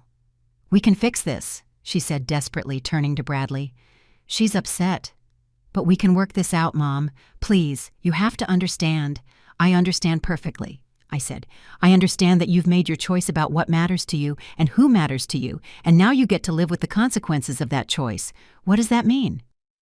I smiled, and for the first time in days it felt completely genuine. It means, sweetheart, that you're about to learn what happens when you bite the hand that's been feeding you for your entire adult life. The silence that followed, my declaration stretched for nearly a full minute. Natalie stood frozen among the scattered property documents, her face cycling through expressions of shock, disbelief, and dawning horror. Bradley remained slumped in his chair, staring at me like I just announced I was an alien from another planet.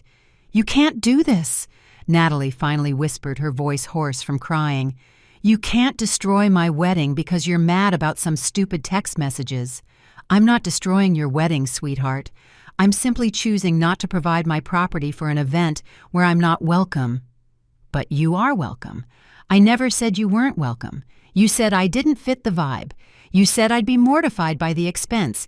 You said I didn't belong in that setting. You planned to hide me in the back row and make me disappear before the reception so I wouldn't embarrass you in front of your new family." I kept my voice level, almost conversational. "Those don't sound like the words of someone who considers me welcome." Bradley finally found his voice. "Ms. Morrison, I had no idea about any of this if I had known what Natalie was planning.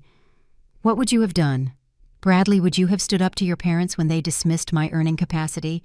Would you have insisted that I be treated as an equal member of the family instead of a charity case who needed to be managed?" He opened his mouth, then closed it, clearly, struggling with the realization that he had been complicit in my exclusion, even if he hadn't actively participated in planning it. "I thought you were choosing to have a limited role in the wedding," Natalie said. "You preferred smaller gatherings, that big formal events made you uncomfortable, and you never thought to ask me directly." "What I preferred," Natalie said. Natalie said a lot of things. The question is whether you believed them because they were true or because they were convenient. Natalie suddenly grabbed my arm, her fingernails digging into my skin. "Mom, please, you have to listen to me." "Yes. I made mistakes. Yes. I said things I shouldn't have said, but this is my wedding we're talking about. This is the most important day of my life. Is it because from where I'm standing, it looks like the most important thing to you is impressing people who wouldn't give you a second thought if you didn't have something they wanted? That's not true, isn't it? Tell me, Natalie, what happens if the Whitfield family decides you're too much trouble? What if Bradley's parents think this venue disaster reflects poorly on your ability to handle adult responsibility? What if they suggest postponing the wedding indefinitely while you sort out your family issues?" The color drained from her face. "They wouldn't. Bradley would never let them." She looked at her fiancé, clearly expecting him to reassure her, but Bradley was staring at the property documents scattered on my floor with an expression of complete bewilderment. "Bradley," she prompted, her voice getting smaller. "I don't know what to think right now," he said quietly. "Everything I thought I knew about this situation was apparently a lie. My parents have been worried about the financial strain this wedding might put on your family. And now I find out your mother could probably buy our country club without blinking. You've been letting my family treat her like she's some kind of burden when she's actually—" "What did you say, $12 million approximately," I confirmed. "Jesus Christ." He ran his hands through his hair. "Natalie, do you have any idea how this look? Do you understand what you've done, what I've done? What about what she's done?" Natalie whirled around to face me, her desperation morphing into anger. "You let me believe we were poor. You let me spend my entire life thinking we were just scraping by you.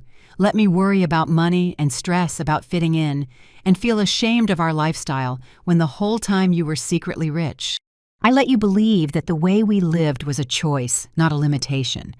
I wanted you to understand that happiness and success aren't measured by material possessions, but they are.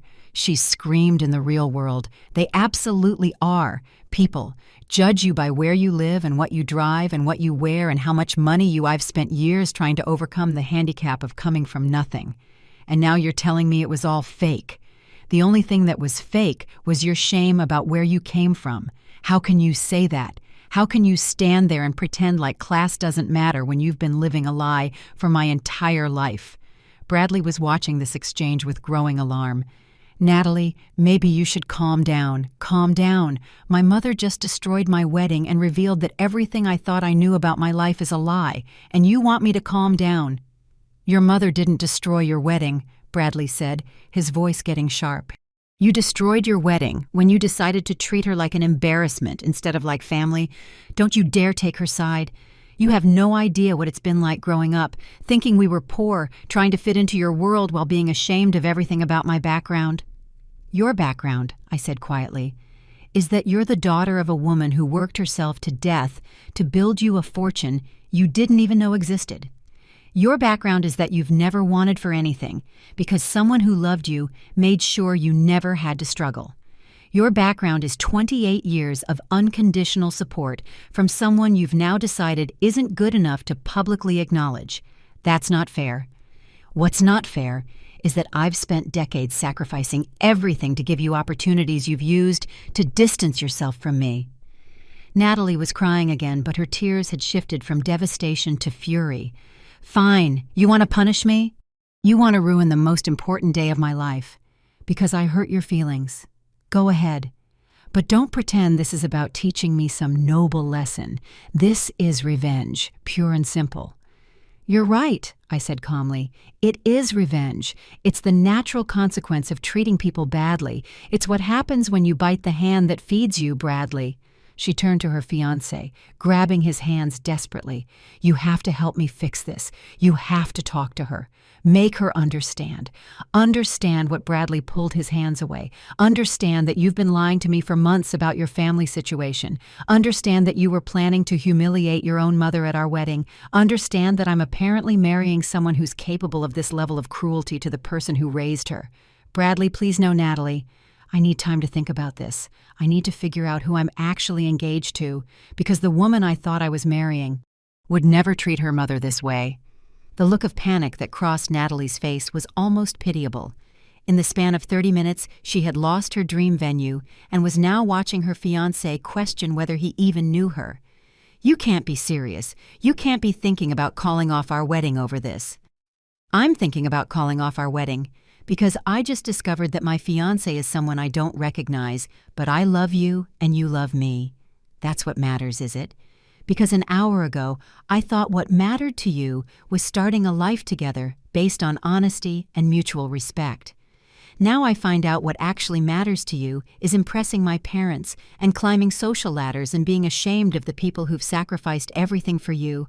Natalie looked back and forth between us, clearly realizing that her world was collapsing in real time. This is insane. Both of you are being completely unreasonable. Mom, you lied to me my entire life about who you were. Bradley, you're throwing away our relationship over one mistake. Neither of you is giving me a chance to explain or apologize or fix this. What's to fix? I asked. You've shown us who you really are. Natalie, you've shown us what you value. And who you value, the only thing left is for you to live with the consequences of those choices.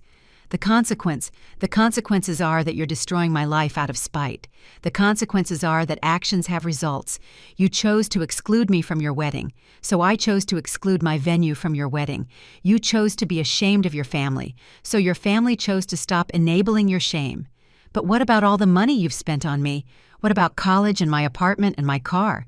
If you really built all this wealth for me, why are you taking it away now? And there it was, even in her desperation, even facing the collapse of everything she'd planned. Natalie's first concern was still about money, not about our relationship, not about the hurt she'd caused, not about the years of love and sacrifice she'd dismissed money. I built this wealth for my daughter. I said quietly, for the girl who used to help me plant flowers and who cried when other kids made fun of my work clothes, for the child who was proud of her mother and grateful for the life we built together. That girl seems to have disappeared. Somewhere along the way. She didn't disappear. I'm still here. I'm still your daughter, are you? Because the daughter I raised would never treat family the way you've treated me. The daughter I raised understood loyalty and gratitude and basic human decency. I can change. I can be better. You can start, I said, by figuring out who you want to be when you're not trying to impress people who don't actually care about you. I walked to the door and unlocked it, holding it open. I think this conversation is over. You have a lot of thinking to do, and I have a flower shop to run. Natalie stared at me in disbelief. You're just going to throw me out after everything that's happened. You're just going to dismiss me. I'm giving you space to figure out what really matters to you when you do. You know where to find me. She looked at Bradley one more time, clearly hoping he would intervene, but he was already standing and heading toward the door. Bradley, wait, I need time, Natalie. I need to think about everything I've learned today. How much time, I don't know. As they both walked out of my shop, I could hear Natalie's voice growing more desperate, pleading with Bradley not to give up on them, promising she could fix everything if he just gave her a chance. But I closed the door before I could hear his response, because sometimes the most loving thing you can do for someone is let them face the full consequences of their choices. And Natalie was about to learn that some consequences can't be fixed with apologies or promises or desperate negotiations. Some consequences have to be lived with. The rest of Monday passed in an eerie calm that I knew was deceptive. After 30 years of parenting, I recognized the silence that preceded a storm. Natalie was somewhere in town, probably frantically calling everyone she knew, trying to find a way to salvage her wedding and her relationship. Bradley was likely holed up somewhere, trying to reconcile the woman he thought he was marrying with the person he'd discovered that morning, and I was arranging flowers the same way I'd done for years when I needed to think. The first crack in the silence came at 6:47 p.m. with a phone call from Eleanor Whitfield. Mrs. Morrison. Her voice was crisp and controlled, though I could detect an undercurrent of barely contained panic. I believe we need to have a conversation. Good evening, Mrs. Whitfield. How can I help you? I think you know exactly how you can help Natalie and Bradley.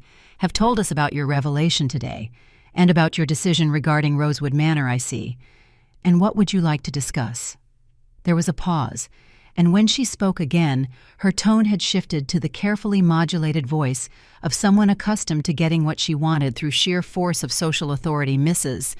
Morrison, I'm sure you understand that this situation affects more than just your relationship with your daughter. There are other people involved here, people who have made significant commitments based on certain expectations. What kind of commitments? Financial commitments, social commitments.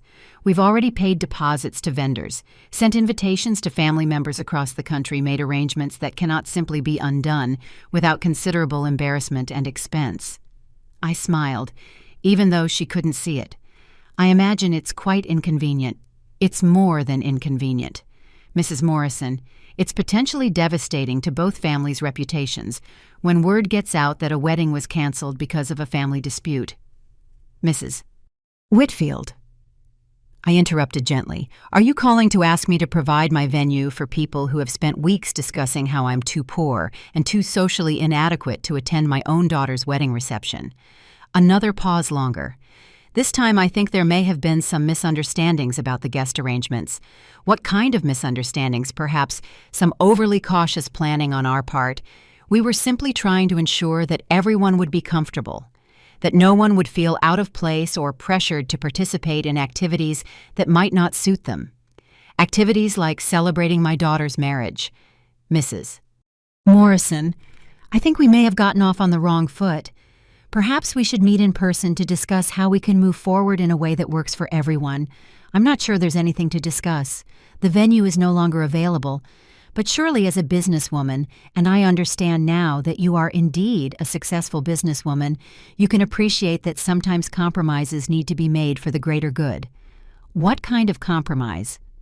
Well, Obviously, we would want to ensure that you have a prominent role in the wedding celebration. Front row seating, a place at the head table during the reception. Perhaps even a role in the ceremony itself. I had to admire her straddled-faced with a crisis. Eleanor Whitfield was attempting to buy her way out of it by offering me exactly what her family had spent weeks insisting I was too inadequate to handle. "That's very generous," I said, "but I'm afraid my decision stands, Mrs. Morrison. Please be reasonable. This is bigger than whatever hurt feelings may have developed. This is about Bradley and Natalie's future, about their happiness. Is it because from what I observed, their happiness seems to depend entirely on impressing people whose approval requires rejecting their actual family? That's not— Look, I'll be frank with you, Charles and I have already invested nearly $60,000 in this wedding. We've made commitments to friends and family members who are traveling from significant distances. We cannot simply call everything off because of a misunderstanding about seating arrangements." $60,000, I repeated thoughtfully. "That is a substantial investment, exactly. Surely you can understand our position. You've invested $60,000 in a wedding designed to celebrate your son's marriage to a woman who was ashamed to include her own mother. That does sound like a significant loss." "Mrs. Morrison, Mrs. Whitfield, let me ask you something. If you discovered that your son was planning to exclude you from his wedding reception because he was embarrassed by your background, what would you do? That's completely different. Is it because from where I'm sitting, it seems like exactly the same thing? The only difference is that you have the social standing to ensure it would never happen to you." The line went quiet for nearly 30 seconds. When Eleanor spoke again, her voice had lost its diplomatic polish. "What will it take?" "Excuse me. What will it take for you to reconsider money? A public apology, some other form of compensation." And there it was, the assumption that everything could be fixed with the right transaction, that my feelings and my relationship with my daughter were just another business negotiation.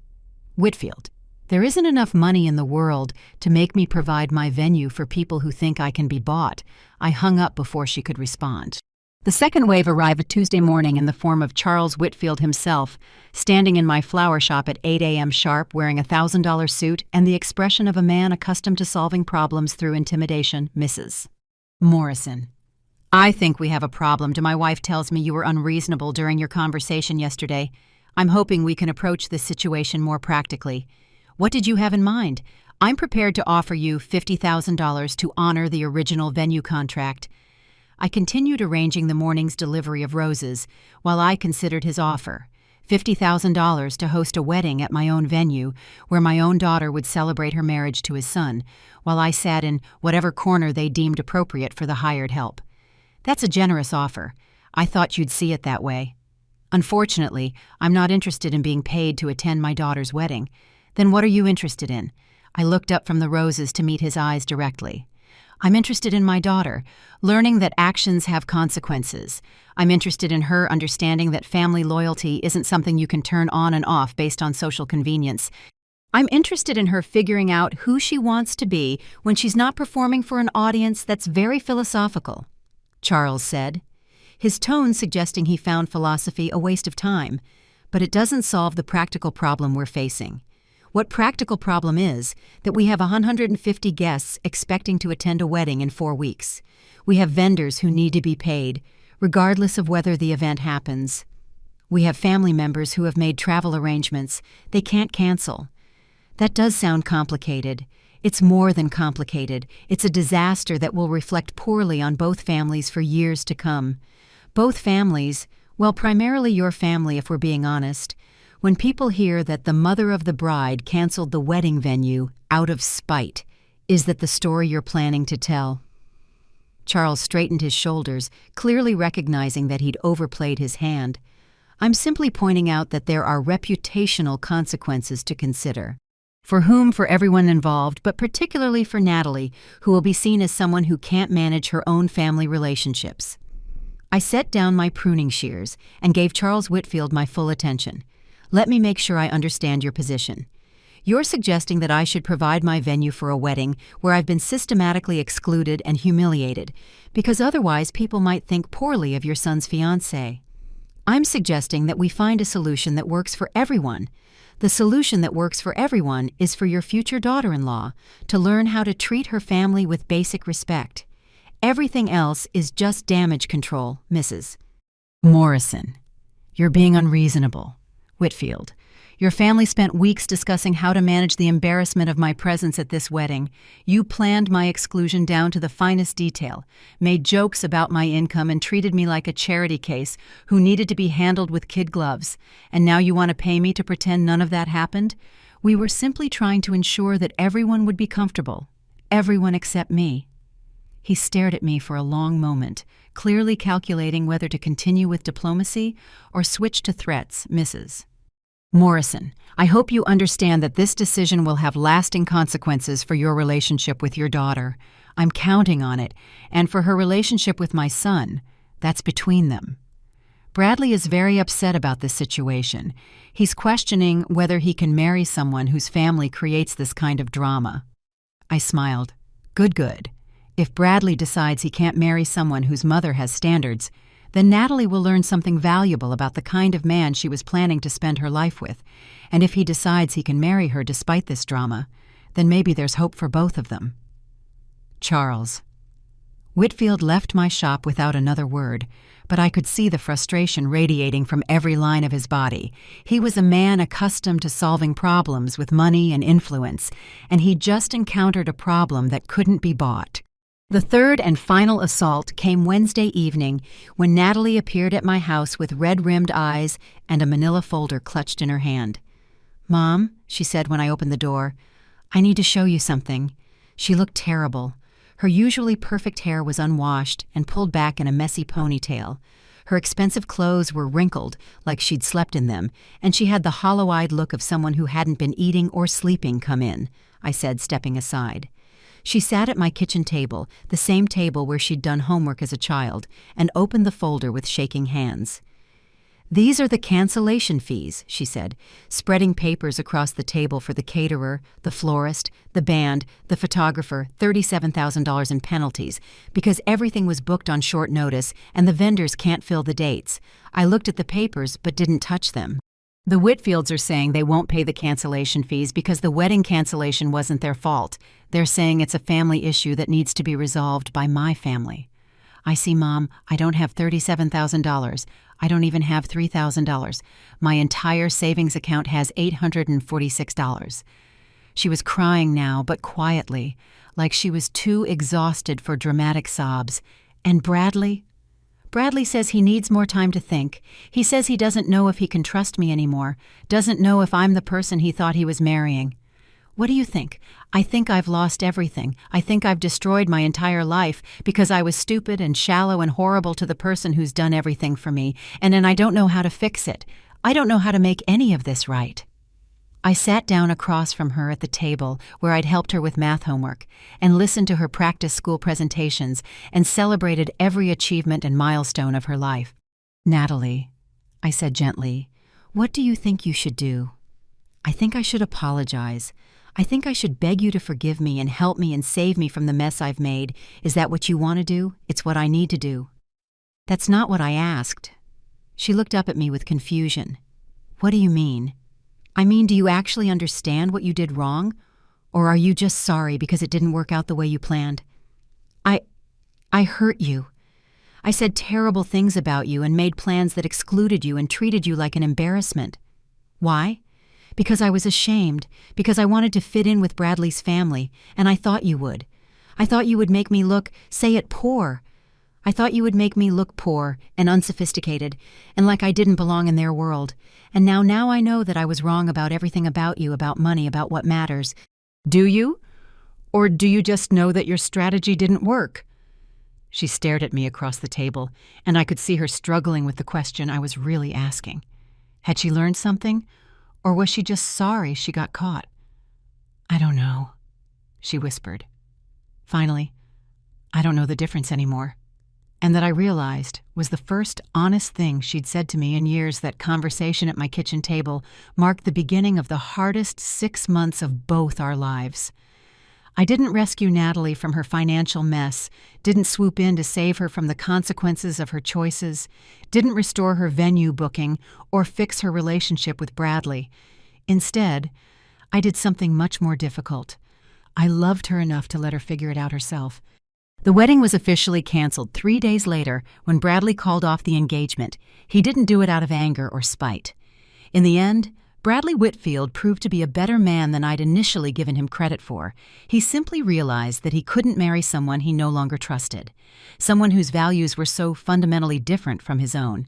Natalie moved out of her luxury apartment and into a modest one-bedroom place she could actually afford on her marketing salary. She sold the expensive furniture, the designer clothes, and the car I'd helped her buy. She picked up weekend work, catering events to help pay off the cancellation fees, which took her nearly 8 months to clear. But the hardest part wasn't the financial struggle. It was the social reckoning. Word got out the way it always does in small towns about what had really happened. The story that circulated wasn't the one the Whitfield family had tried to craft about family drama disrupting their son's wedding. The real story was worse for Natalie and better for me. A successful businesswoman had discovered her daughter was ashamed of her and had refused to enable that shame any longer. People in Millbrook Valley began looking at me differently. Some had always suspected there was more to my story than a simple flower shop, and the revelation about my property holdings confirmed what they'd wondered about for years. Others were shocked to learn that the quiet woman who arranged their centerpieces and bouquets was actually one of the wealthiest people in town, but the most interesting shift was in how people looked at Natalie. The sympathy she might have received as the victim of her mother's unreasonable behavior evaporated when the full story emerged. Instead, she faced something she'd never experienced before: social consequences for treating family bad. She lost some friends, the ones who had been part of her wedding squad, and who couldn't reconcile the generous mother I actually was with. The burden they'd helped her plan to manage, she kept others, the ones who understood that people make mistakes and deserve chances to learn from them. For the first 3 months after the canceled wedding, Natalie and I barely spoke when we did communicate. It was through careful, formal text messages about practical matters. She didn't ask for money, and I didn't offer any. She didn't apologize again, and I didn't push for one. I knew she needed time to figure out who she was when she wasn't performing for an audience, when she wasn't trying to impress people, whose approval required rejecting her family, and I needed time to decide whether the daughter I'd raised was still somewhere inside the woman she'd become. The turning point came on a Tuesday morning in late spring when I found Natalie sitting on my front porch at 6 a.m., holding 2 cups of coffee from the gas station down the street. "I've been thinking," she said, when I opened the door, "about what you asked me that night about whether I understand what I did wrong, or if I'm just sorry it didn't work out the way I planned." I sat down beside her on the porch swing, accepting the coffee she offered, and I think it was both. I think I was sorry I got caught. Sorry my plan backfired. Sorry. I lost everything I thought I wanted, but I think I was also genuinely sorry for how I treated you, even if I didn't fully understand why it was wrong at the time. And now I think I'm starting to understand the difference. She took a sip of her coffee, staring out at the street where she'd learned to ride a bike 20 years earlier. "I spent so many years being ashamed of this house, this neighborhood, the way we live.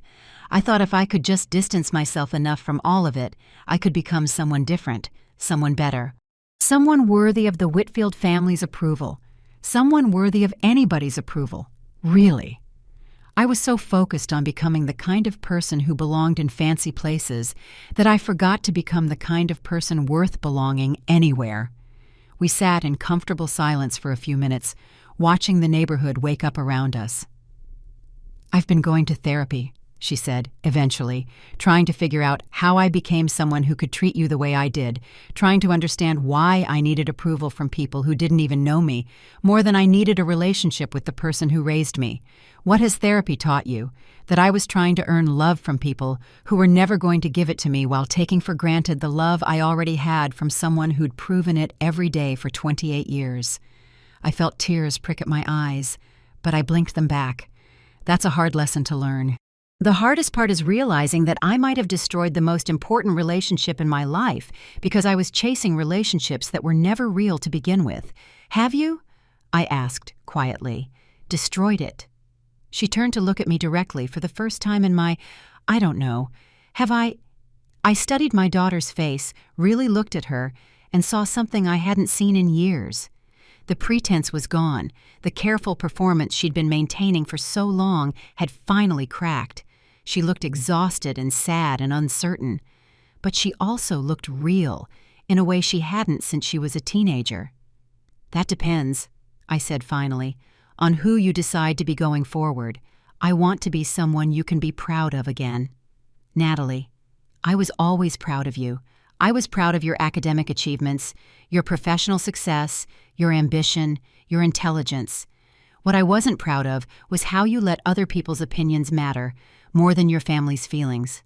I know, and I want to change that. I want to be the kind of person who lifts up the people who've lifted her up instead of pushing them away. That's a good goal, but it's going to take time to rebuild trust, I know. And I know I don't have any right to ask for your help while I figure out how to be better. But I'm asking anyway, because you're the only person who's ever loved me unconditionally, and I finally understand how rare and precious that is. I reached over and took her hand. The same hand I'd held when she crossed streets as a little girl, when she was nervous before school presentations, when she'd graduated from college. I never stopped loving you, even when I didn't like your choices, even when you hurt me, even when I had to set boundaries to protect myself. I never stopped loving you, even after everything I said, everything I did, especially after everything you said and did, because that's when you needed love the most, even if you didn't deserve it. She started crying then. Real tears, not the desperate sobs of someone trying to manipulate a situation, but the quiet, relieved tears of someone who'd been carrying a burden too heavy for too long. I don't know how to make this right, she whispered. You don't make it right all at once. You make it right, one choice at a time, one day at a time, one opportunity at a time. We talked for 3 hours that morning, sitting on my porch as the sun came up over the neighborhood where I'd chosen to raise her. We talked about the lies she'd told herself about our life, the shame she'd carried about our background, the fear that had driven her to push away the people who actually cared about her. But we also talked about the future, about the woman she wanted to become, and the relationship she wanted to build with me, about the difference between earning respect and demanding it, between having wealth and having worth it. Wasn't a magic conversation that fixed everything, instantly. Trust, once broken, doesn't repair itself overnight, but it was a beginning, the first honest conversation we'd had in years, and the foundation for whatever came next. 6 months later, Natalie started working part-time at my flower shop on weekends. Not because she needed the money, though, the extra income helped with her debt payments, but because she wanted to understand the business I'd built, the work I'd always been proud of, the life I'd chosen to live. She was good with customers, patient with difficult arrangements, and surprisingly creative with design. More importantly, she seemed genuinely happy working with her hands, creating something beautiful and simple and honest. A year after the canceled wedding, I offered to make her a partner in Hartwell Holdings, not an heir waiting for me to die, but an active partner in building and managing the business we could create together. She turned me down. I'm not ready for that kind of responsibility yet, she said. I need to prove to myself that I can build something on my own before I accept a role in something you built. That refusal told me more about her growth than any apology ever could today. 2 years later, Natalie runs her own small event planning business. She specializes in intimate, authentic celebrations, the kind of weddings and parties where people focus on connection rather than impression, where families come together to celebrate rather than compete. She's not wealthy like I am, but she's successful in a way that matters. She's built a reputation for integrity and creativity, and more importantly, she's built a life based on her own values rather than other people's expectations.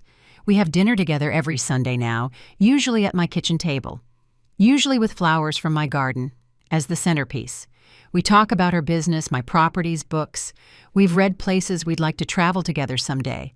And sometimes when the conversation lulls, and we're just sitting together in comfortable silence, I look at my daughter and see the woman I always hoped she'd become, someone who understands that wealth is meaningless without integrity, that success is hollow without family, and that the most valuable inheritance a parent can leave their child isn't money. It's the knowledge of how to love and be loved without condition. The most expensive lesson I ever taught her was that actions have consequences, and that some consequences can't be bought, negotiated, or wished away. But the most valuable lesson she learned was that unconditional love doesn't mean accepting unacceptable behavior. It means loving someone enough to hold them accountable for becoming their best self. And in the end, that lesson was worth more than all the property portfolios and wedding venues in the world. Up next, you've got 2 more standout stories right on your screen. If this one hit the mark, you won't want to pass these up. Just click and check them out.